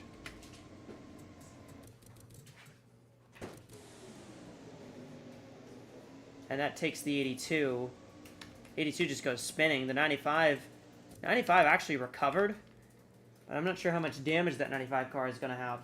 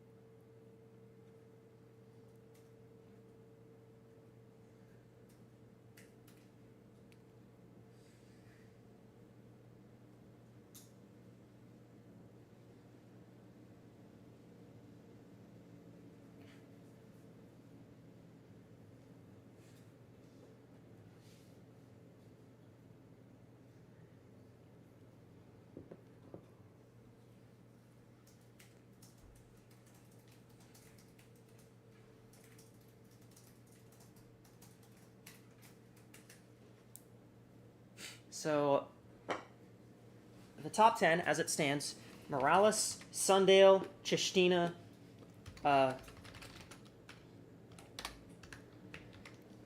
Bird, Van Lundquist, McCarron, Ableton Perez, Anderson, Oswell, and Ramos.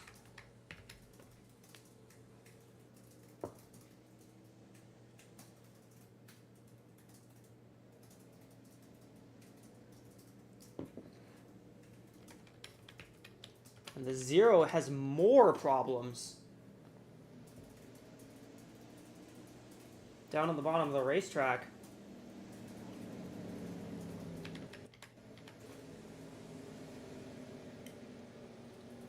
We're going to go down to Liam to get a report from that as we are about to go back to green. Liam, what you And got? as real quick, as one problem gets solved, another one starts. It's now reported that there's a brake problem on that 0 car as we're about to go green here. They're going to get it coasted down to pit road, hopefully try and fix that, and I'll hand it back up to you guys for the restart. Good timing. Green flag. Morales has the lead over Sundale. Tristina sitting third. I'm not 100% certain on how much damage this 6 car has.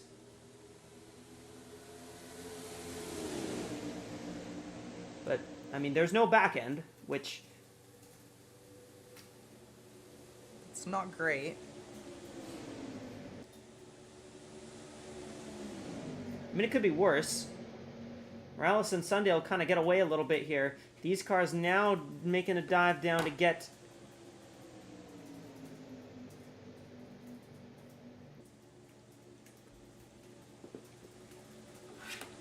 get by that 6. And yeah, I think Chistina is just slow.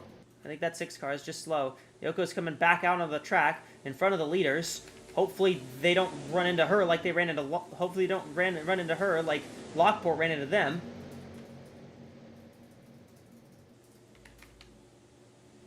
Van Lundquist approaching these leaders. We are 2 laps to the halfway point, which also means 2 laps until this becomes an official race. And we have to finish. Van Lundquist with the push, big push from Ableton Perez, and Van Lundquist is going to take the lead, but is she going to take it for very long? Because here comes Ableton Perez. Well, Van Lundquist will hold it at the line at the very least. We are officially halfway through this race.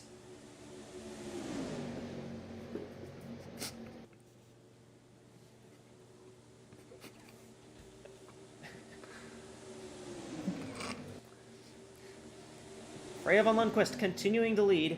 Ableton Perez sitting back behind, as is Robin Morales. You got Hideyoko, who's merged up on track. She's still got the pace to run with the leaders. She's just a lap down now.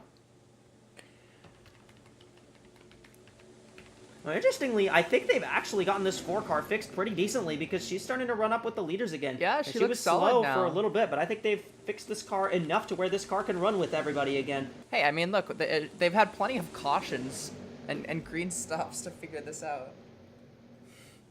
So, I mean, I'm sure they came up with something, you know? Whoever's running the show down there. They got all the gadgets and gizmos out. Hey, it works. If it works, it works, I suppose.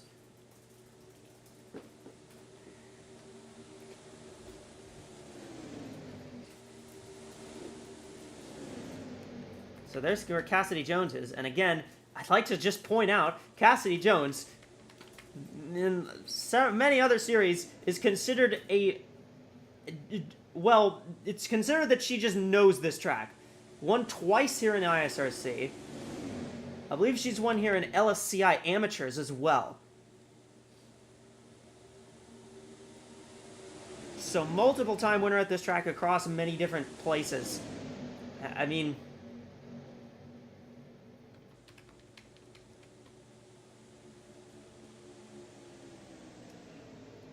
if I'm counting on anybody to get this done, I think it might be that 4 car.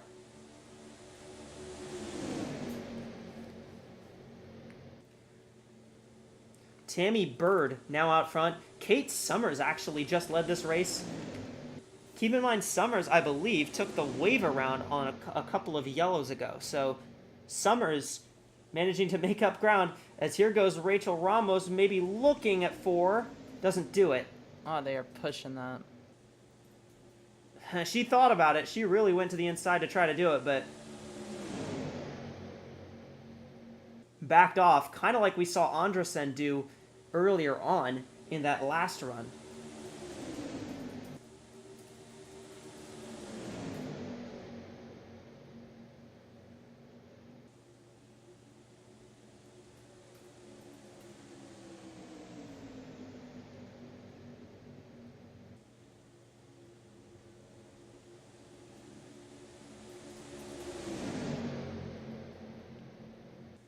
They're going 4 wide again as they're catching a lap car of Faye Zanda.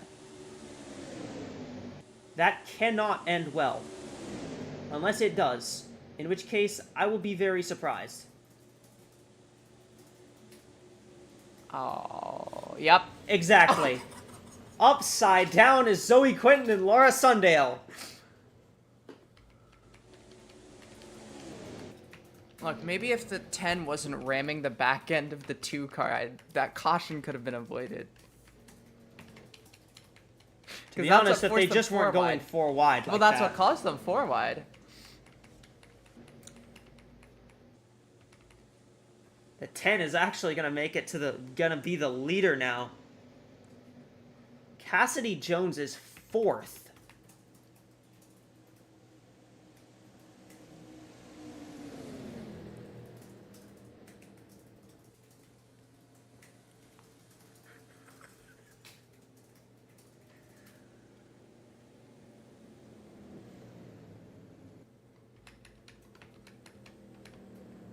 So McCarran leads. We've got interesting pit strategy now. Hideyoko will be the free pass car in the 0.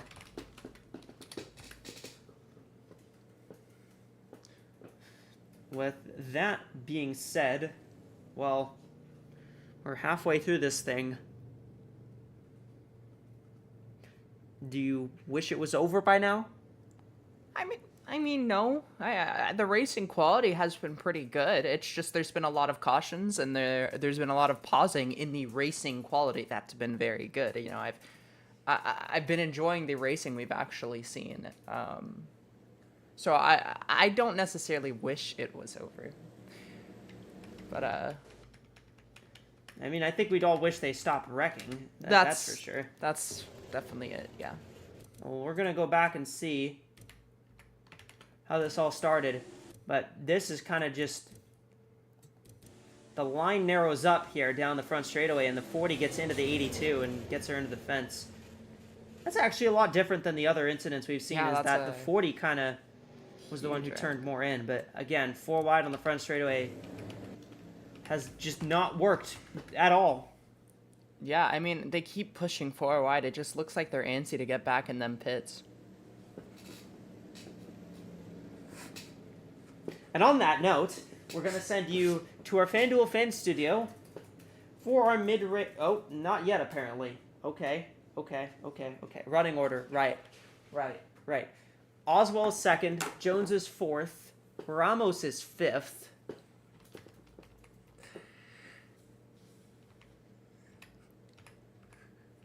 I think that's... No, Williams is not 10th. She's a lap down.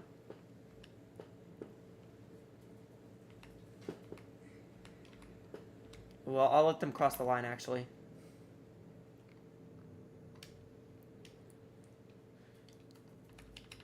Yeah, so it's Oswald 2nd, Jones 4th, Ramos 5th,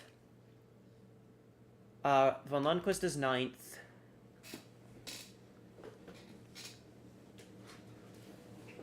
Williams is 17th. Okay, yeah, and that's everyone.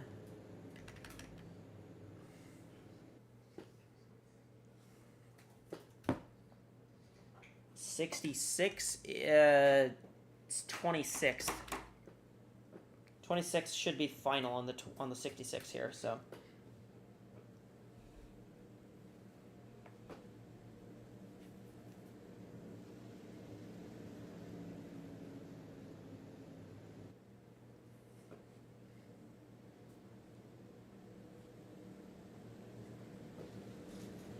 All right. So with that being said, we are going to take you to the FanDuel Fan Studio now with Liam and Russia for our mid-race report. It's been a wild race here in Atlanta. They've got all the scoop on what's going on here in this one. Take it away, you two. Well, Rasha, I was going to say, hopefully we've thinned out the field enough that we won't get chaos at our halfway point, but we just saw 2 cars flipping down the front straightaway, and I mean, that's just about a testament to how this race has gone tonight. Yeah, I'm not sure what has happened in this race. Everything has seemingly gone wrong. I mean, I'm not sure how, but we've managed to make a race where the silliest moment of the race hasn't been the 2 cars flipping down the front stretch. No, and I think that comes down to the... That's only the second. I feel like that's only the second silliest event that's happened in this race so far. No, I think the silliest definitely goes to our pit exit incident we had immediately before that. Yeah, that one I feel like is number 1. But this whole race has sort of been... Nobody has heeded our warnings about going 4 wide at this racetrack. Clearly not. Caused numerous issues. I think maybe we need to start covering our keys to the race before everyone's in their cars. I think that would be Potentially, yes. an important option. But yeah, it has been a chaotic one to say the least, as we've had drivers that have been multiple laps down come back to lead laps tonight. Yeah, speaking of, I don't think we've seen either Cassidy Jones or Lynn Oswell lead a lap yet, but they're both in the top 5 here. But we know that pretty much of all the cars that are running competitively have pretty much all led a lap, I think, at some point of the race, but I don't think we've seen either the 4 or 96 do that. They have a good chance to get that 1 extra point in here, although both of them right now, by virtue of being on track, is likely going to be in a good position in points-wise regardless, as we go green here. Fairly... Green flag back out. Tame restart this time, thank goodness. Fairly orderly. Just a bit of 3 wide at the back, but that's pretty much all on their own there. Also, I think with a few lap cars as well. Looking here, the top 5 definitely still sticking together. Yeah, that top 10 sort of spread amongst a few lap cars as well, and you can see there's a lot more than 9 cars between the leader and the 26 as you go 3 further wide back to that here. field. The 3 wide 96 to the won't lead. get to the lead yet.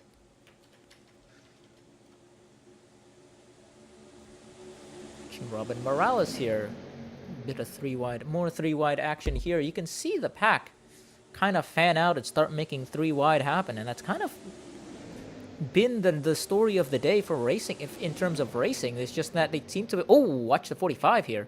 45 coming down pit lane. And down with an issue. Some sort of issue, maybe. Doesn't look like it. Maybe Sure. not. We'll have to Potential double restart check there. Yeah. violation. Perhaps, but she was being sent on the outside, so I feel like that might actually be some sort of strategy gambit or something along those lines. Maybe a vibration or something like that as well could be the issue. Could be, as we Here we continue go. to see them sort of 3 wide Yeah. all over the place. 42's got that. 42 has the initiative here. I think she may have changed. She may have taken a fresh set of tires in the last stop. We saw her coming down pit lane. And Cassidy with Jones is making that top lane work, actually, which is no surprise. She knows how to run the top at this racetrack. She's won a race running the top lane before. There's the 45 exiting pit road. Yeah. Gonna let the pack roll by first. But notably, neither the 96 nor the 4 led a lap there. They seem to really, they're not really pushing the issue on that. The 42 is. The 42 is marching her way up back to the front of the field here, trying to take the lead once again. This is where that patience I mentioned at the top of the show comes in. They're not rushing it. They're not forcing themselves into a situation that could get them wrecked, because a lot of these wrecks have happened at the front of the field. Yeah, definitely. They're biding their time. They're making sure they're in a good position, and I think that's going to be the key to getting to the front at the end of this thing, because there's a lot of laps left. Yeah, there's plenty of racing left to go here. Coming up, And 80 I mean, laps to go will be this time by. Yeah, and right now, if you are a playoff driver, I don't think you're not necessarily going to be pushing the issue right now, just because as long as you're running, you're going to be in a good position to advance in the next round. I mean, looking at the points here, just based on running positions on the restart, Freya von Lundqvist was 29 points to the good, running ninth, running first. She'd be even further up ahead right now, which, considering she's effectively managed to take control of the field here for now. But look at Rachel Ramos as well, moving up the pack. That's the main moving piece in this. Rachel Ramos, who sits 11 points behind Izzy Oberman. Oberman, of course, out of the race, but had a massive points cushion heading to the beginning of this, at the start of this race. Kind of the moving, the stationary piece in this cut line battle, whereas Ramos and it was Starchiev were the two moving parts below the cut line that were trying to work their way into the pack, into the top 5.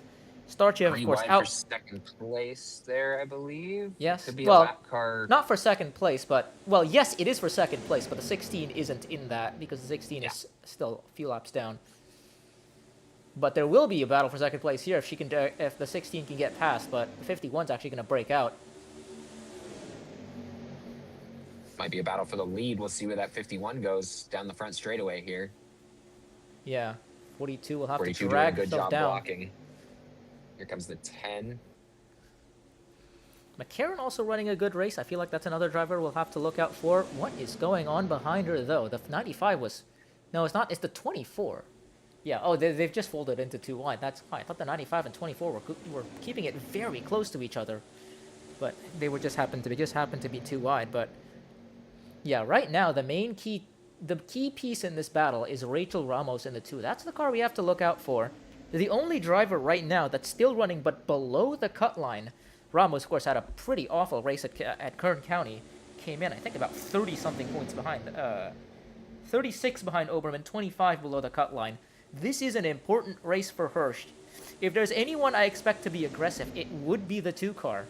She already does have that lap led, but otherwise, of course, it's kind of sitting back right now. Speaking of sitting back, so really clustered up here. Yeah, I was gonna say, speaking of sitting back, look at the 4 and 96. Those 2 cars also moved kind of a little further back to the rear of the main pack as we're getting a new crop of drivers here, moving up towards the front of the pack. Hieda Yoko leading the way after 7 billion mechanical issues. Yeah, on the dash. Yeah, they've already had a fuel system problem on that car. They had a brake issue that they had to diagnose as well. Somehow that's led to her leading the race. And speaking of that, Robin Morales as well, who was trapped a few laps down as well. Yeah, Robin Morales was a few laps down following the big one. I believe she might have been involved in that. And then when that second wreck broke, May I have been think she was tangentially already involved, on pit yes. road. But yeah, she's managed to gain those laps back. We're seeing the pack cycle out here. You see the 95, the 24 again, who I think is a lap car. The 2, Rachel Ramos once again on the inside with Lynn Oswell and Cassidy Jones, actually. Those 3 playoff cars all in a line together. And the 42 kind of just hanging out at the top now, pushing herself back. That's kind of the kind of racing we've been seeing here. And this is kind of the main pack. I want to see what's going on outside of the main pack right now. The 6 and 38 are running by themselves. The 77, that's the car. And then there's this pack of cars, which includes another playoff driver, the 55 of Deborah Williams, who I think sits a lap down, running in 18th right now. Dropped a spot since the restart, but also kind of just running steady here. Oh, and there's... Oh, we missed a wreck. Oh, it's Charlie McCarron! 10. I'd say this feels the most that's probably the most inevitable wreck of all time, I feel like. We are in fact in a mid-race show. We are in fact in the mid-race report. At this race, it was a ticking time bomb, and I think it's finally broken loose. The 26 of Robin Morales will take the line here, bringing them back to the yellow flag, and we're going to be yet once again under caution here. The 6 of Mila Justina has just been sitting basically running by herself here.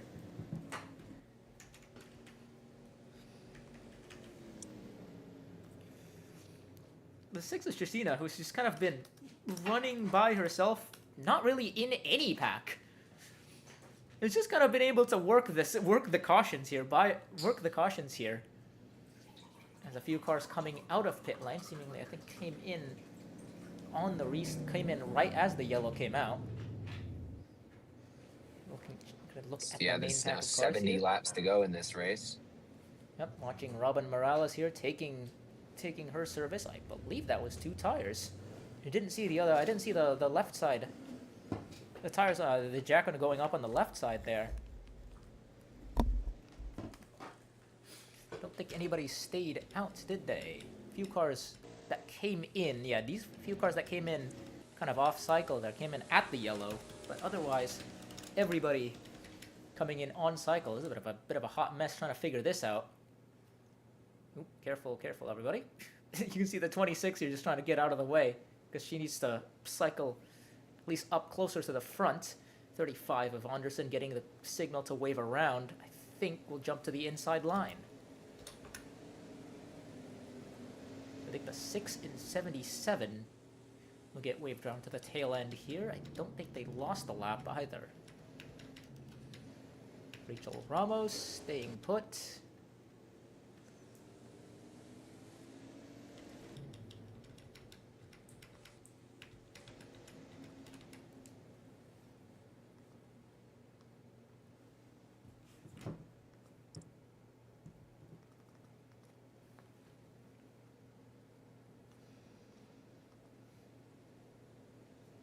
And Double check. We'll double check the running order here now. After the Morales does remain the leader. Morales remains the leader. Rachel Ramos is now your top playoff driver in 5th place. And let's see, Cassidy Jones in 7th, Freya von Lundquist in 8th. And then the 95 and the 35. Anderson will actually be in the top 10. We'll also have to double check what happened, of course, on the caution. Not seeing the 96 in there. You saw the 10 was obvious. We saw the 10 is in that. The 96 may have gotten a nick of that wreck. Maybe a little bit of damage, perhaps. Maybe that's why that kept her back. Well, she was right in the middle of it. Yeah, I don't see her. She might have actually been right in the middle of it. No, we'll get a replay of what happened here pretty soon, I think. The primary car in that was Charlie McCarran. We'll see what happened on the front stretch. I would assume. Oh, wow, that's a bit of a hot mess. That's a lot of cars. That is quite a few more cars. That's quite a few cars. That was the lap car. That was the lap car, the 24 of Ashley Johnson. Look at the 42. Catching air at the back. Huge hit for Somehow managed to slide through all of that. The 4 did the same. There's the 96 who got caught with the 16. Yeah, collects a 16. Actually got through that until Ashley Johnson happened. Big hit. Actually didn't even get to the 16 until there. The 4 has somehow come out of every wreck slightly good, which I'm actually fairly impressed by. Possibly took a few dents in this one, but we'll have to take a look on the onboard here. Look at the absolute mess that this is. It's kind of getting through everything. Took like multiple hits to the front though. We'll see what happens. We'll see how those cars are doing, but I feel like now we're narrowing it down to about, I don't know, maybe five competitive cars left. We're getting to the point where cars that were involved in the big one at the beginning of this race and have been off pace the entire day are still going to get great points positions out of this. What is going to happen in this race? This race is going to be something absolutely absurd is going to happen in the second half of this race, I feel like. Which is impressive, given that we only have 20 cars left, approximately. 20. Lynn Oswell will be classified at 21st. Where is the 55 of Deborah Williams? She should be somewhere in the teens, I believe. Yeah, she's still stuck. She's exactly in 18th. Rachel Ramos still 8th. This leaves us with 3 playoff drivers left running. It's Ramos, Von Lundquist, and Jones. Which I feel like at this point then,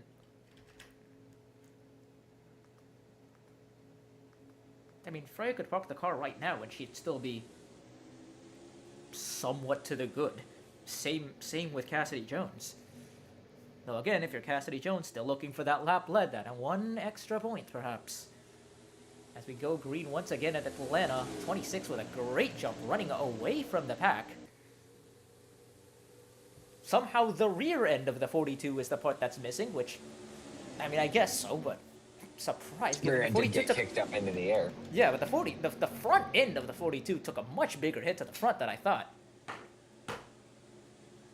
Yeah, we're running out of cars on pace here. We're running out of cars on pace here. I mean, look at this. There's only about 8 cars left. 7, actually. 8 if you include the 35. And then you just get like, you have about as many cars running in a second pack at this point. We're about to run out of cars.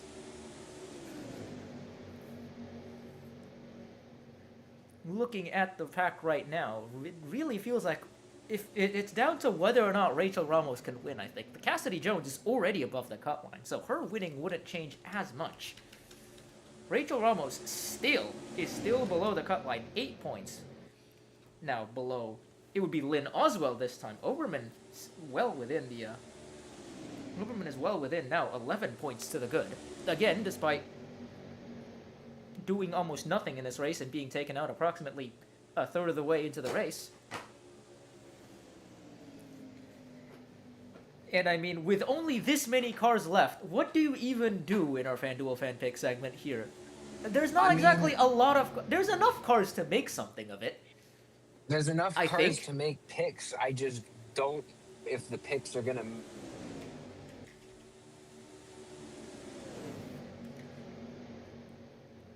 going to give you the first pick. I need some time to think on this. All right, well, let's take a look. Taking a look at all of these. I might as well go insane here. I'm just gonna pick the Zero Fieta Yoko. At this point, I feel like at this point, short of the car itself blowing up in a plume of smoke, I feel like the Zero might as well take the cake for the best run today. And I feel like a win would just complete that run. Given she's had 2 problems already, somehow managed to get around a fuel system failure and a brake problem, and is running in the top 5. And with only this many cars left, I'm not entirely sure what could possibly even happen now. I mean, anything could still happen in the second half of the race. Second-ish half of the race. There's about 60 something to go. Yeah, actually approaching 60 to go, I believe. So, yeah, I feel like if you're running in this top 7 or so cars, I think, down to the 45, I don't know if the 4 quite has the pace. The 4 might just want to stick to the top 10 here, yeah. The 4 might just be sitting there in 8th, which, again, why not at this point? At this point, you might as well sit kind of back, let everyone that's kind of fighting for position, fight for position. And in the lead pack, and I feel like the Zero Fieta Yoko's gone through enough to the point where I feel like her winning would kind of be the cherry on top of the cake here. It'd be an absolutely incredible recovery from kind of everything we've seen, but that's also the case for a lot of other drivers here in the main pack. About half of them, at the very least, were laps down. Was laps down already, and there's always the possibility, of course, that our one playoff driver in this main pack could alter the course of the postseason picture and take that win as well. What do you think of these drivers as we approach the lap car approach the lap car there? That's Jackie Williams, I think. As we catch the lap car and your pick overtakes mine, I'm going to go ahead and say Robin Morales. It's always an interesting situation when one of these Project Horizon cars does well, and with how interesting this race has been, I wouldn't be surprised to see that 26 get her second win of the season. Yeah, we'll have to see. I'm surprised Kennedy hasn't been Well, we'll have to see it. She's stuck to this lead pack as soon as she got into it, and even when she was a lap down, she was competitive. Yeah, I think she might. Car has the speed. So long as she continues to avoid all of the incidents like she has the rest of today, like throughout today, and hoping that there isn't another one. I think that 26 car is the fastest car on track right now as she comes and takes the lead back here. That'll be my FanDuel fan pick for today, and I think that's enough that we can send it back up to the booth. Yeah, I think that's it. That'll be everything from us here. Just about enough racing left to go, I think, to make something happen, I feel like. But it's Robin Morales leading the way here at Atlanta Motor Speedway, as we'll send it back to the booth now while they'll make their picks as well and call the rest of the race for us. Thank you for joining us here in the FanDuel Fan Studio. I've been Rasha and joined by Liam. We'll see you guys at the end of the race.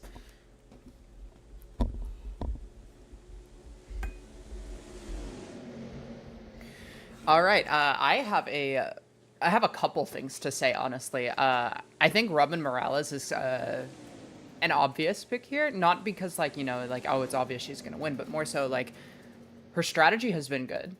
Another thing, I just saw the 35 was pushing her. She had a great run. The 35 had a really good run. And unlike everybody else, Morales didn't go high. She kind of just defended and stuck with it, and now she's still out front. Another car, though, I will be watching out for is the 51 of Sandy Martel. She almost looks to have the same pace as that 26 car, and I think those two cars are... I would flip a coin between those two. But I'm going to go with Morales. I think she's my pick. Well, in that case, I'm going to take the 25, Kathy Ableton-Perez. 3 wins already this year. Looking for a 4th. She's out of the playoffs, so she doesn't really have anything to lose. I think the 25 car may be one to watch. She hasn't really made that move yet all day. She's kind of been very quiet all day, quietly running, you know, towards the front, but not, you know, in the lead.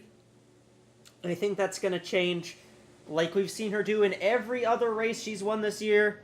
I think Kathy Ableton-Perez gets it done late, and I think that 25 goes to victory lane. That's not a bad pick. I think the 25 is another car that could also do it. I mean, she's got great pace. Oh, clearly. But right now, it's Robin Morales who's out front, and I mean... And they just have not been able to do very much with the 26 right now. I mean, yeah, she's getting a gap.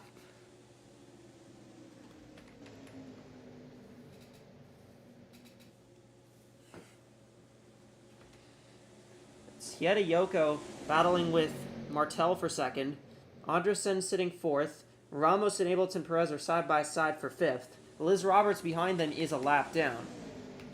7th place, Cassidy Jones and Kate Summers currently fighting for that spot, as I believe the caution is out. Yes, it is. There has been a spin on the front straightaway with Rose Lockport and Faye Zanda.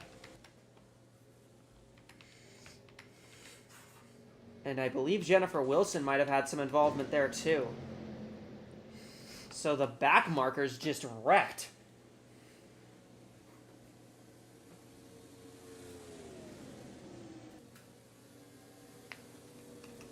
Free pass car will be the 45 of Liz Roberts.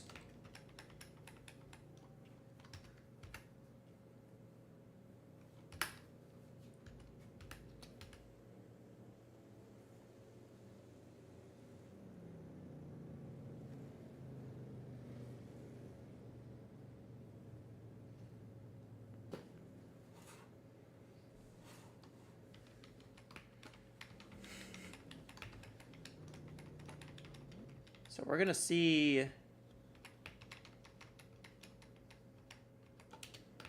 what all just went on to bring out. Whoa! Okay, that was a big incident. 42, they're 4 wide here. 42 gets into the 60, into the 7. 60 does a full flip on the front straightaway. Deborah Williams, I believe, has some involvement in this as well.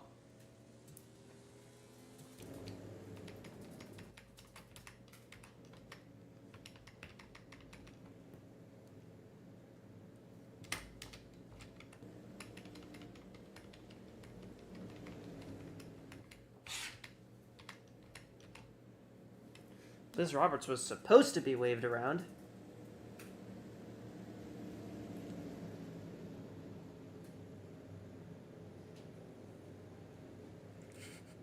She went to the outside to take her wave around lap, and now she's kind of stuck like this.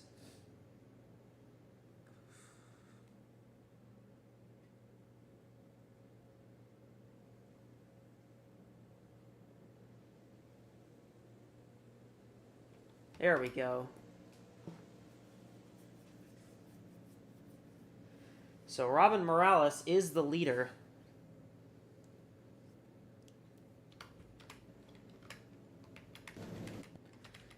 Freya van Lundqvist did come down pit road there. So Wilson, Zanda, Johnson out of the race. We have, I believe that's 17 cars still running.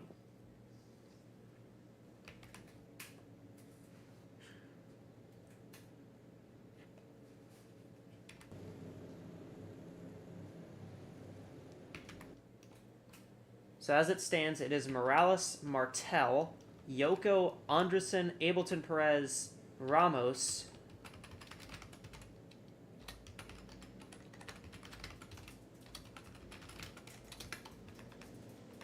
Jones, Chistina, Reynolds, and Von Lundquist. A couple of these cars will get their laps back, so we're actually going to have 14 cars on the lead lap.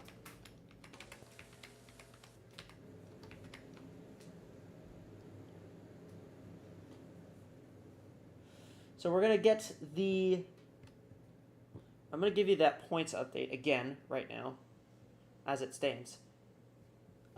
Assuming the points update is in fact ready.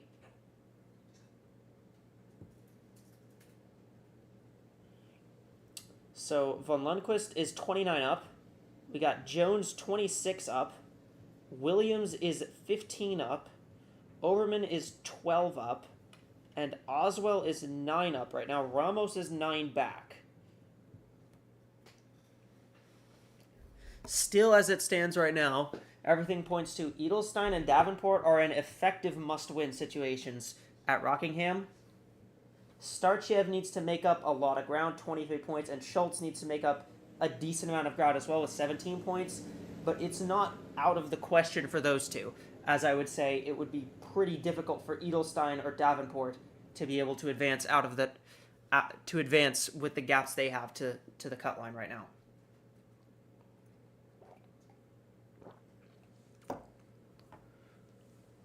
Robin Morales, still the leader at Atlanta. Most of these cars stayed out on this caution.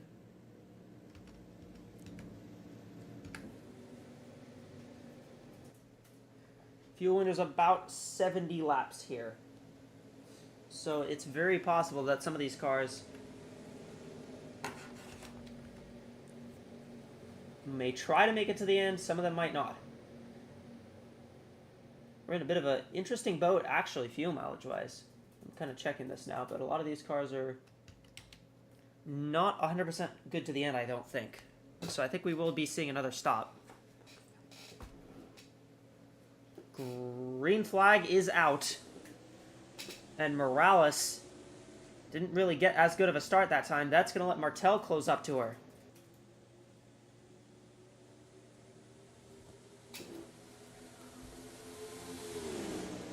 Here are those two cars I was mentioning.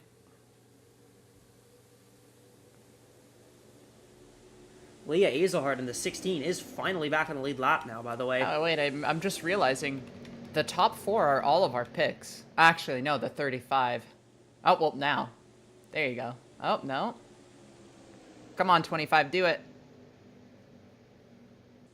Now I'm right. There we go. You're just waiting for that, huh? Hamilton Perez trying to get to the high side. Which, again, that high side's kind of strong right now. You're seeing... There's Cassidy Jones with Mila Chistina at the moment. Jones trying to hang with the front group at the moment. Ableton Perez trying to hang to the outside of Andresen. You got Ramos sticking with. Then here's Morales, Martel, and Yoko, who have gapped them a little bit.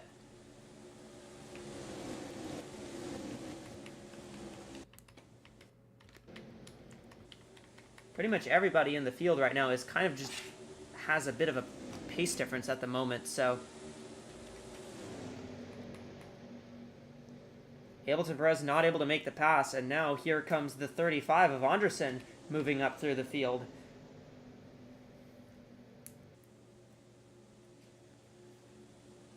Andresen going to take second, but here comes Rachel Ramos trying to grab that position.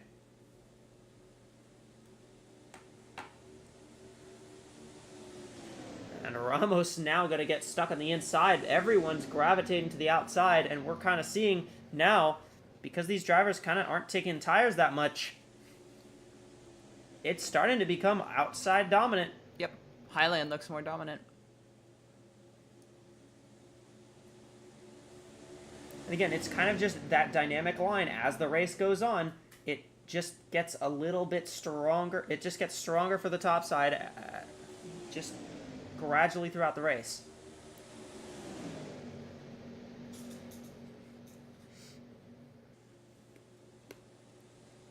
Meanwhile, here's Sandy Martel trying to take second. Morales still out front.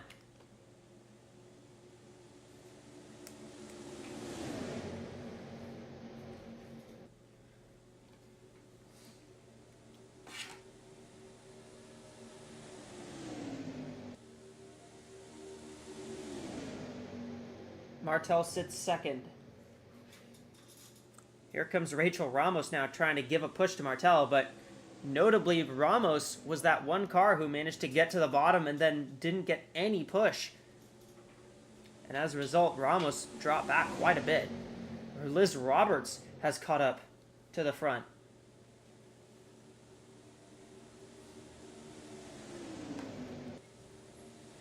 Liz Roberts, who got that wave around last yellow, had to work her way back up to the front. She's up here. So is Leah Azelhart in the 16 car. Azelhart's managed to get back in the front pack after being involved in multiple incidents today. That car still has pace. Yeah, pretty impressive for her. This is about the closest we've seen anybody get to the bumper of the 26. Yoko is right there, right on it.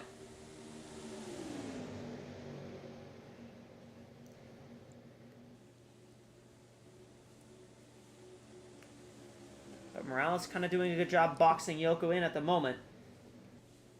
And now here comes Martel with Ramos, with Ramos's help. Martel's got a big run. So does Ramos to the inside. They're 3 wide for the race lead.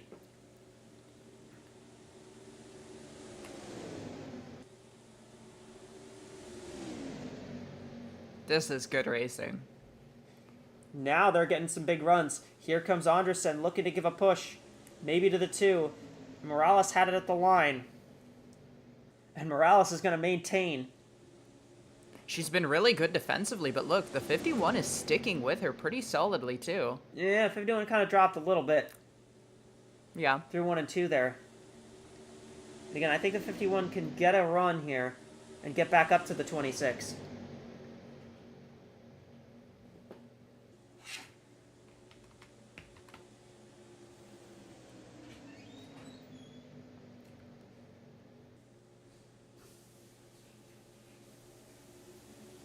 Here comes Yoko with a big run on the bottom. Managed to she put the power down, and she got not only alongside the 51, she's pulled up alongside the 26, and she could very well try to get the lead here through turns 3 and 4. She's got no help. Well, now she's got some help with the 2 coming with her.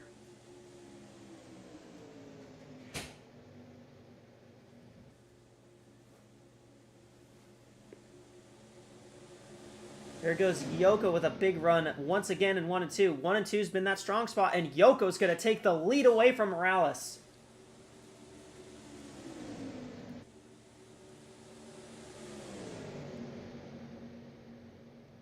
And now the 0 car is out front here at Atlanta. Yoko looking for her 3rd win of the season. One at Pikes Peak and one at Richmond. Now she's looking to do it at a super speedway. For this Hokkaido Velocity team, while they had such a strong year, it's just been disappointment in these last few races. But Morales dives it back down to the bottom, and Morales will take the lead back. Here comes Martel looking for 2nd.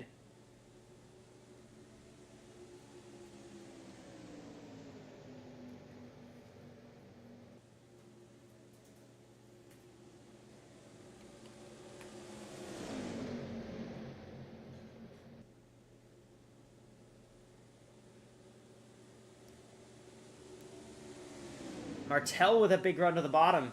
especially in 3 and 4. The 51 car now may be hunting for the race lead. And Martel will take it away from Morales. But here comes the 0. The 25 is here.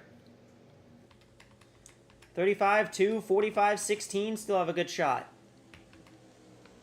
Meanwhile, 9th place between Jones and Chistina. Well, it's pretty much how I just described it. It's just between those two. These two aren't anywhere near leaders, and they're not anywhere near the front either. Yoko took the lead back, but here comes the 25 of Ableton Perez. Again, that high side's going to get the run off the corner, but you can really make a big dive bomb into to the bottom in turn 1 and in turn 3. But Ableton Perez wasn't able to stick it that well. Not that time.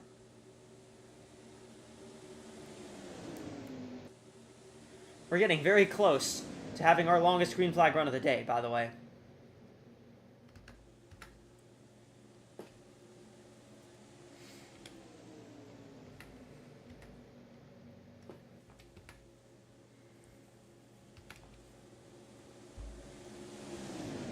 Martel, all over the back bumper of Hideyoko.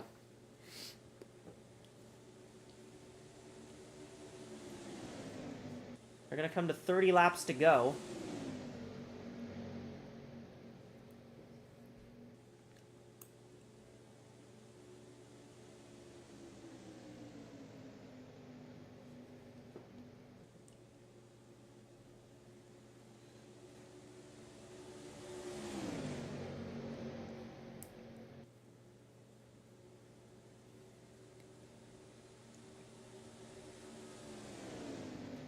And that's Sandy Martel sticking with the leader who currently is Hideyoko. You got 3 North Star Motorsports cars right here running 2, 3, 4 right now. Only one of those is a playoff car, and that's the 2 of Rachel Ramos.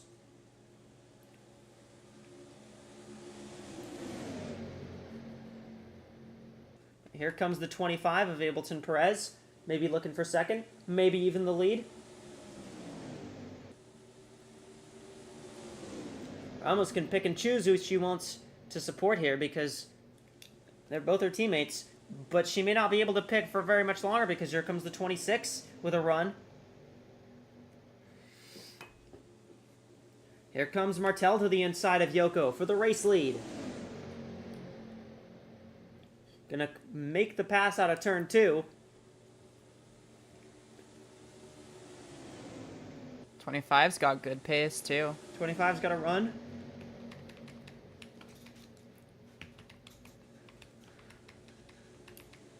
Here comes Ableton Perez, and maybe taking a look at the 51. 26 51's following. trying to cut off. 26 looking as well.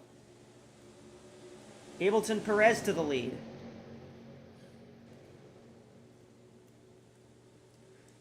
There's 7 cars here that still have a decent shot at this. I think the 35 is starting to drop a little too far back now, though, because she's starting to lose the draft a little bit. Ableton Perez gets clear of Martel, but Martel goes back to the inside. Crossover move from Sandy Martel.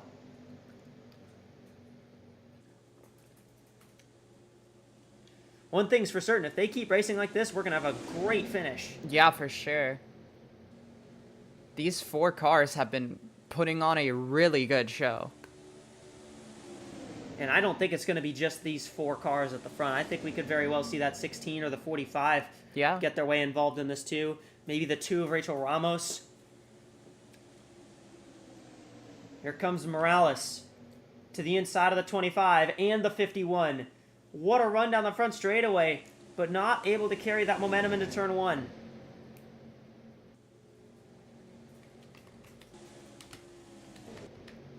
So they're catching lap cars.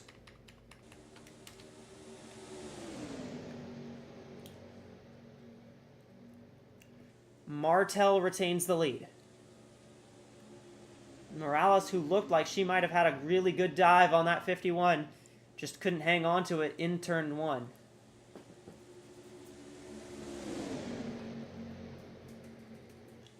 Yoko down dives looking to maybe try to get to the bottom. She tried to cut the run off of the 45, I think. But the 45 was already there. Morales going to get clear for second. Now here comes Morales with a run on Martel.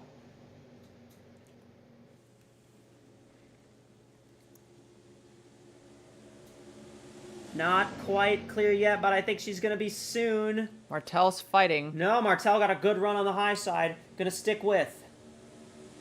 Side by side, these two.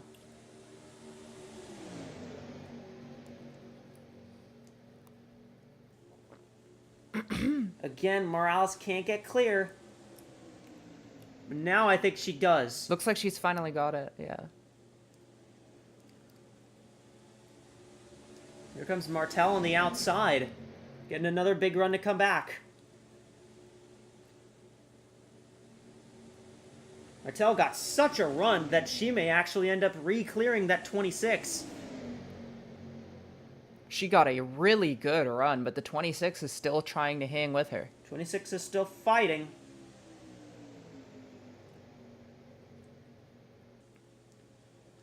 .26 now going to try to take it back into turn 1 again. She's got a decent run. Liz Roberts has made it up to second now. In fact, Roberts could get in front of the 51, or the 2 of Rachel Ramos could do that. Oh, she got a really good run. Yeah, the 45. Look at this impressive run she's been on. Not really. No, it's kind of gone now as the 16 putting pressure there on the 2. I thought the 2 was going to turn up into the 45. Thought we were going to see a repeat of all the other wrecks we've seen on the front straightaway. 20 laps to go. They are catching this group of lappers. Ooh, this is going to be iffy to get around.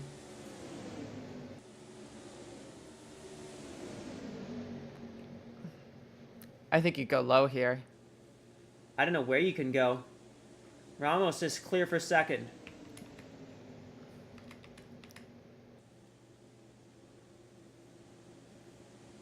Morales is caught up.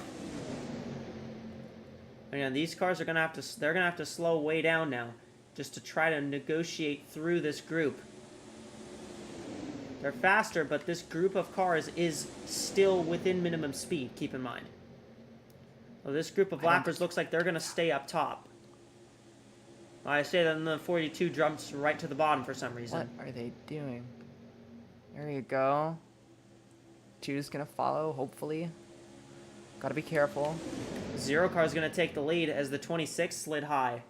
Right behind the 12 and the 8.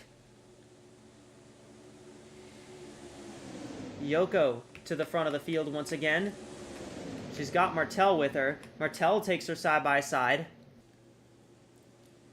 And now the lap cars are 3 wide, blocking all of the leaders. Yeah. Sandy Martel back out front.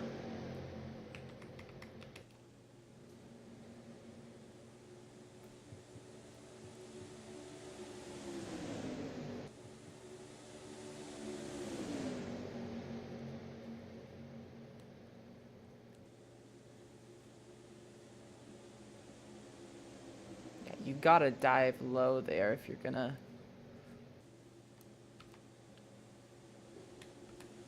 Here's Yoko taking the lead back. Got Martel sliding up the high side. Ramos takes second spot away.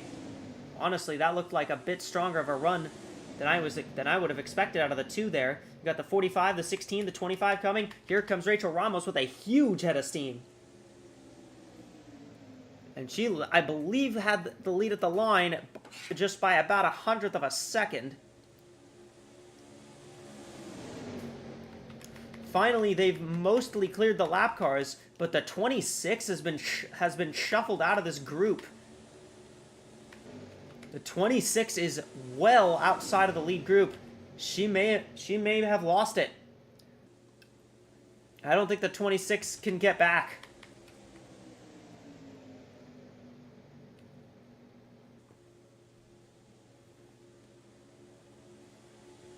'51 Martel. Battling for the lead, she's got Liz Roberts with her. But Roberts, the only car on the inside line. Nobody's gone with that 45.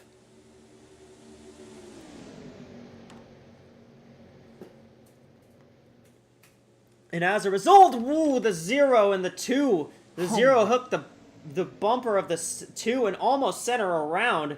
Good save by Ramos.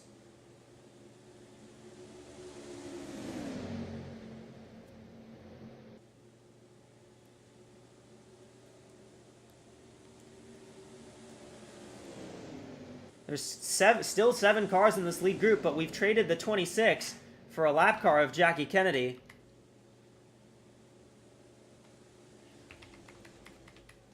And even then, now the 26 has gotten away from the lap cars. Finally managed to get her way through, but I think it's a bit too little too late now, as they catch this group of Cassidy Jones, Mila Chistina, and Rose Lockport.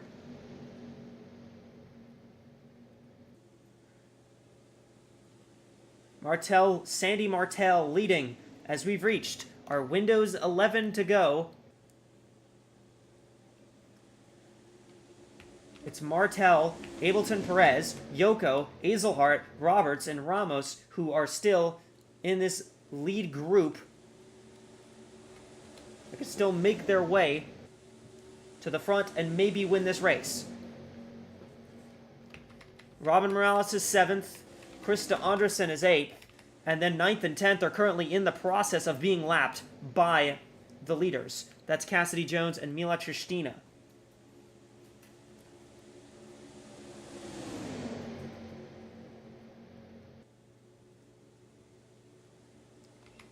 Martel still leading.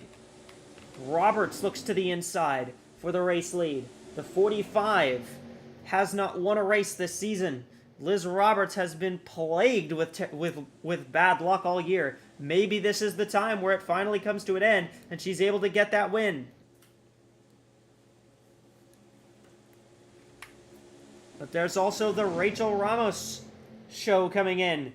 Rachel Ramos, one of those drivers who's unexpectedly made it to the third round of the playoffs. She's trying to win her way through and lock a spot at Homestead to race for the championship.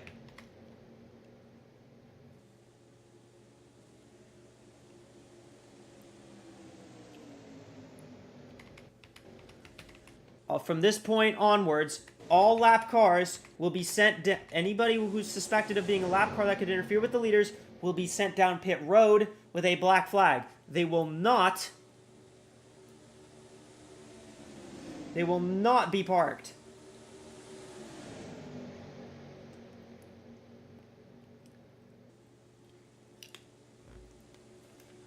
Ramos leads. Roberts is second. It's third place that they're trying to go 3 wide for. But Martel's clear for it.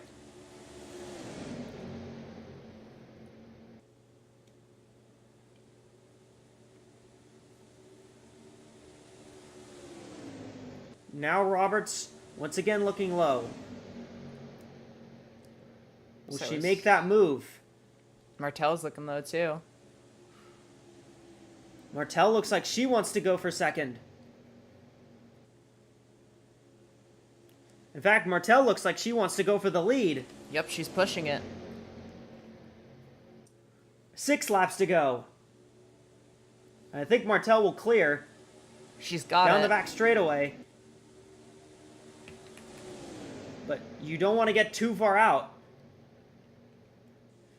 Roberts for second on Ramos. Meanwhile, for fourth, it's a 3-way battle. I thought Yoko was going to take it 3 wide. Roberts has got a decent run.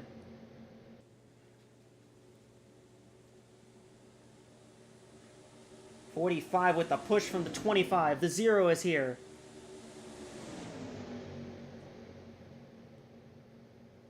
Liz Roberts now out front at the line, but here comes Ableton Perez. 4 laps to go. Perez wants to push for the lead. She's got it right now, but again, Hieta Yoko now looking to the inside. What does Kathy Ableton Perez do here? And again, if there's a yellow, we're getting pretty close to that point where if there is a yellow, the race would be over. Yoko to the inside. They're 3 wide for third. Oh, they want to push this. Oh, Martel's getting a decent run. Trying to go through the middle is the 51. Yoko's got the lead right now. She gave Yoko a little bump. Bit of a shove. Where does Martel want to go with this? Does she want to take the run to the outside or the inside? She goes the inside. 2 laps to go. 2 laps to go and 2 wide. Martel will clear for the lead once more. Yep, she's clearing. She's got it. But do you still want to be leading coming to the white? I think you're the target if you're leading at the white. You're the target, and if you can't defend, you might not hang on to that position. White flag. Here comes Yoko. What I would do is trade with Yoko and try and fall back right behind her. But the 2's coming up. 2's got a big run on the bottom, but the 51's got a run on the high side, staying with the 0. Yep. They're still side by side. The 51 gaining a little bit of steam down the back straightaway. They're still side by side. Yep, they're still side by side. The 0 just gonna get just enough of a run, and Hieta Yoko comes back from 2 problems to win at Atlanta.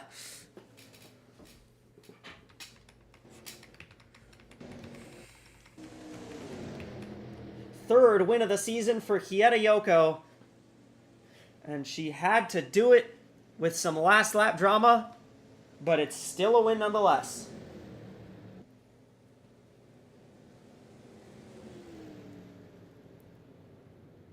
And they are going to be celebrating in that camp tonight. Their other car didn't even make the race.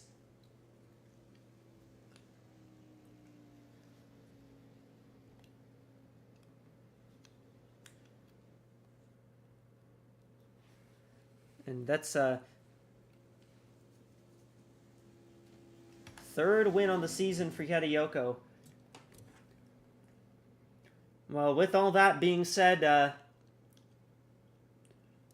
how did you feel about that race and the finish especially? Because it was a very, very fun finish. We had about a 60-lap long green flag run there to the end, too, which I thought was really fun. Yeah, we finally had a really long green flag run. That was great racing. It was very intense, very competitive, and then we got an amazing finish. I mean, it was side by side for the most part, and then Yoko just got a really good run and took it away. That was great. That was a really good finish. Yoko with the win as the playoff drivers stand. Well, I can give you the info on that.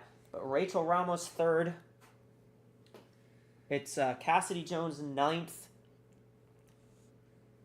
Freya von Lundquist ends up 14th, and Deborah Williams ends up 16th. Those were all the drivers. Those were the playoff drivers that finished the race. So as it stands, going to the cutoff, von Lundquist is up by 22. Jones is up by 21. Williams by 9. Williams by 12. Oberman by 9. And Oswell by 6 points. So it's pretty close going into our cutoff race at Rockingham.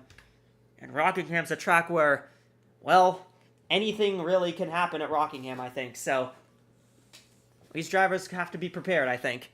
They definitely have to be prepared for Rockingham. Rockingham's going to be a really great track, and I think we are going to see some drivers who are going to want to look for a comeback or just to kind of mend what happened here in terms of all of the crashing that went on and all of the drivers who got wrecked and fell way back. So I think that's going to be a great race, and it's going to be an important race in terms of where everyone stands. Yeah, and with that being said, we're going to take you to our FanDuel Fan Studio for our post-race show. We got Liam, we got Rasha. They've got everything you're going to hear about for the next week or so until we get to Rockingham. It's going to be exciting as we make our way down to them. Take it away. I say that Hiedo Yoko should be doing some burnouts at the end of this race, given what she's been through today. But I feel like something else is gonna break if she does try to do that. So I don't know. Maybe not. It's been Yeah, a. It's if she does a burnout, I think the rest of the car is going to fall apart. I mean, the fact that she was able to pull that car back to victory, the fact the team was able to put that car back together multiple times and bring it to victory, just a great performance all around by that team. Yeah, and everyone, welcome everybody to the FanDuel Fan Studio for the post race report here after an absolute mess at Atlanta Motor Speedway. What in the world have we just watched? And somehow, after all this, I'll mention this a little later, but somehow after all this, absolutely nothing has actually changed in the playoff race in terms of drivers falling out and in of the top 5 and the bottom 5. Absolutely nobody changed. There's still the same 5 drivers somehow.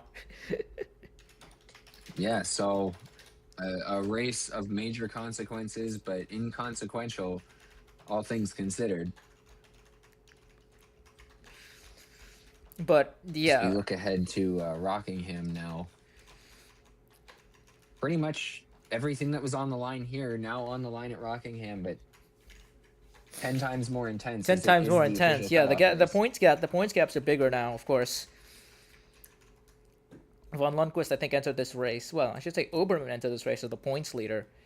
Let me double check how many points up she was before. I think about 16 or it might have been a little over 16 actually, because she had a few extra points over Von Lundquist. But now Von Lundquist will be leading the playoffs 22 points ahead, and 21 points ahead will be Cassidy Jones, who's managed to pull another rabbit out of the hat. It might not have been a win for the Ford team, but it was yet another good result at Atlanta that keeps her championship hopes alive. The Ford team of Cassidy Jones just continues to pull in great results, I think, out of everything that happens. We thought that was going to be the case here at Atlanta. That's a track she's always strong at. She didn't quite have the race-winning pace by the end, but still managed to hold on to a top 10 finish, and is now in a pretty decent spot heading towards Rockingham, which is going to be its own mystery box, I feel like, in terms of racing. We mentioned, I think, in the beginning of the round when we were at Kern County that both of the racetracks we were going to in the second and third races in this round of the postseason were both wildcards in their own right. Of course, Atlanta being a pack racing track, we saw just how much of a wild card it could be, but with the way the strategies work at Rockingham and how important tire management is at that track, it might as well be another mystery box when it comes to the race, I think. Yeah, I mean, this race being the type of race it was always going to be a bit chaotic. I don't think anyone expected it to be this chaotic, and Rockingham's one of those tracks that's a bit more reliable in terms of what kind of racing you can expect to see there. Really technical racing, so it's going to be really important that the teams are on their A game heading into that elimination race. Yeah, Rockingham is a fairly tricky oval. You mentioned the technical nature of it. Of course, it being it's a high-banked mile oval, which is very unique, I think. It's a very unique racetrack, and that's the thing, I think, for a lot of the drivers that might be new to this racetrack. Of course, quite a few of these Continental Series drivers are fairly experienced in other series that do run at Rockingham, but for some of them, they haven't run a race, I don't think, at this racetrack before, and it's safe to say that the Rock isn't exactly kind to newcomers. It's a very tricky racetrack to kind of get a grips with, I think.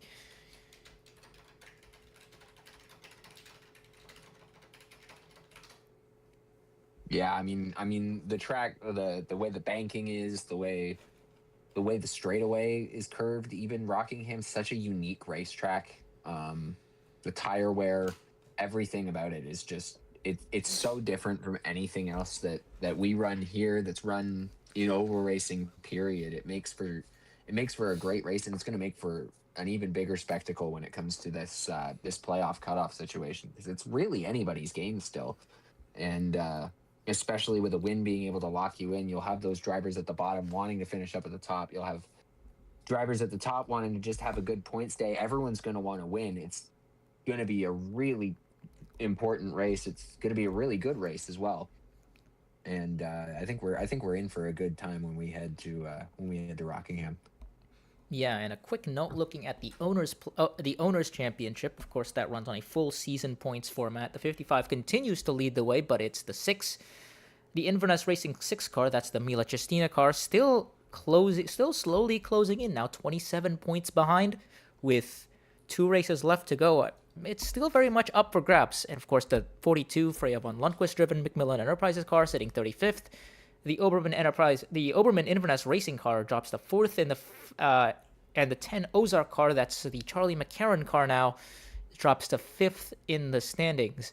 So all of them still, I think, within about a race. I think the 10 is just outside one race's worth of points at 43 back.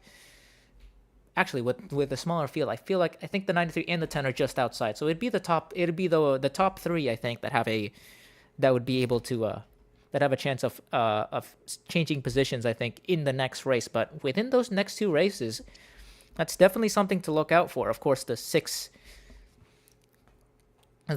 of Mila Cestina has a lot to race for. On every front, of course. Not necessarily for a driver's championship, but lots to think about, I think, in terms of for the owners championship.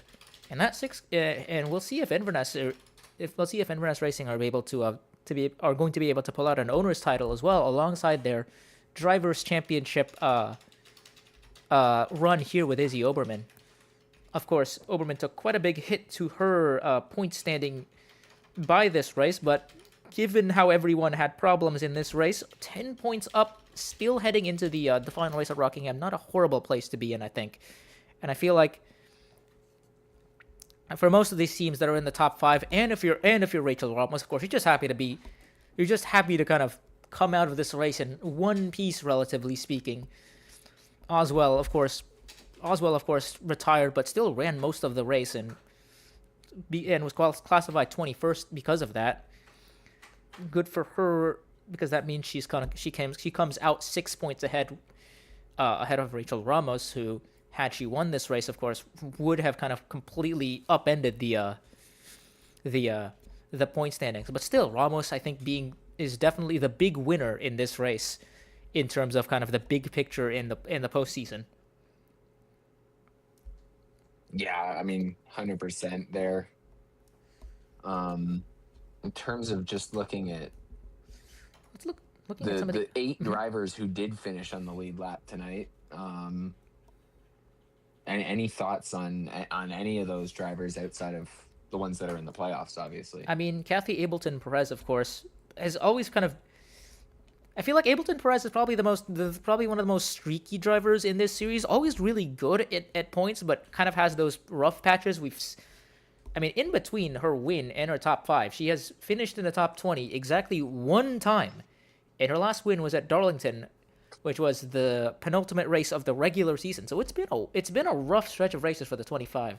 Good to see them get a top 5 result. Reynolds and Yoko, of course, winning, jumps her back up to 12th place. Carl Reynolds with a 3rd place run moves her up to 13th place in the point standings. And of course, those points, they might still move up come the end of the season, given that I think where they are racing wise, I think those cars would be just ahead of the 22 and 14. Well, the 0, or they'd be right between them, actually, if they are if the 14 and 22 are eliminated at the end of this round. They fall back to the regular season points count, which would drop them right between the 0 and 95, which would make things really interesting from that point as well. Vinny Schultz as well would be kind of in that mix on top of that. So a lot of these drivers that are still kind of in and out of the little touch and go in terms of the playoff situation would still be racing cars like the 0, 95, and 25 in the points overall if they are eliminated at the end. So there's still positions to fight for here come the end of the season. Yeah, I mean, plenty of positions outside of the playoffs, plenty of positions in the playoffs for everybody to fight for.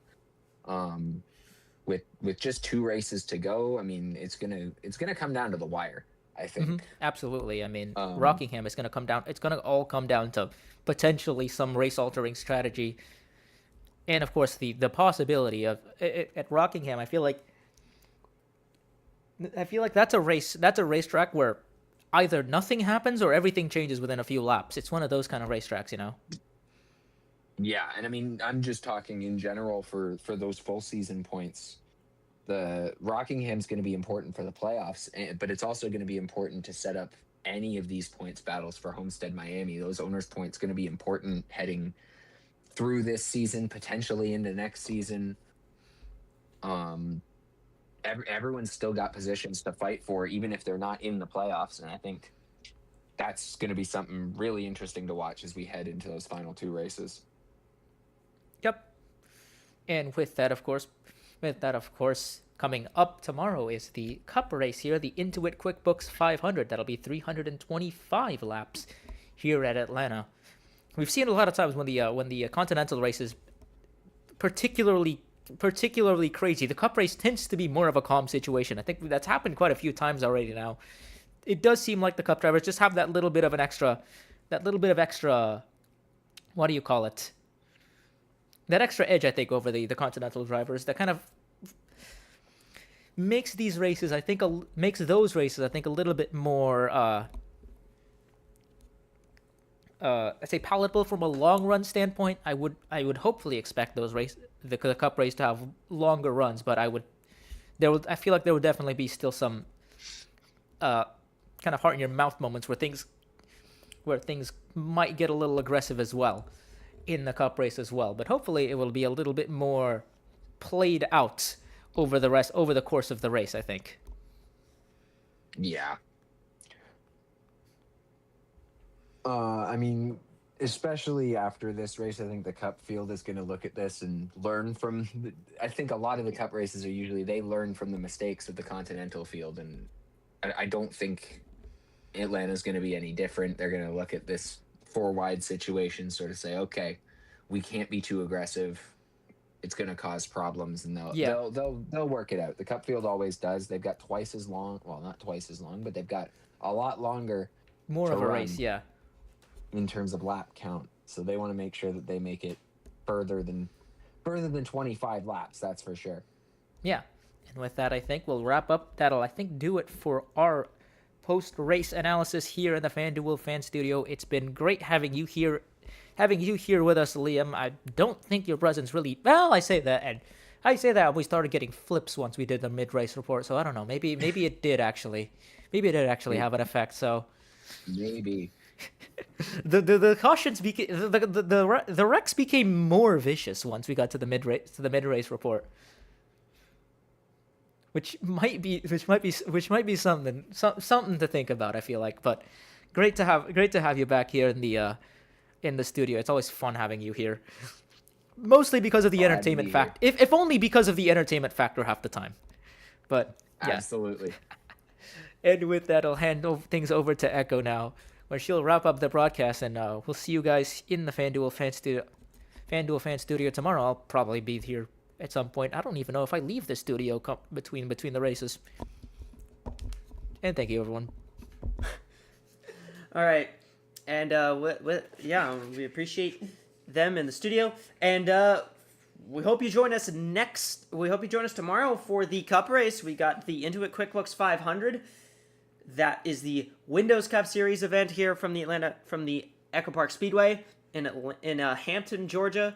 Next week it's Rockingham for the cutoff, and then finally, in 2 weeks, we got the championship races at Homestead. It's gonna be so much fun finishing this season out. All right, on behalf of Ali, Rasha, and Liam, I'm Echo. Thank you so much for joining me tonight. I will see you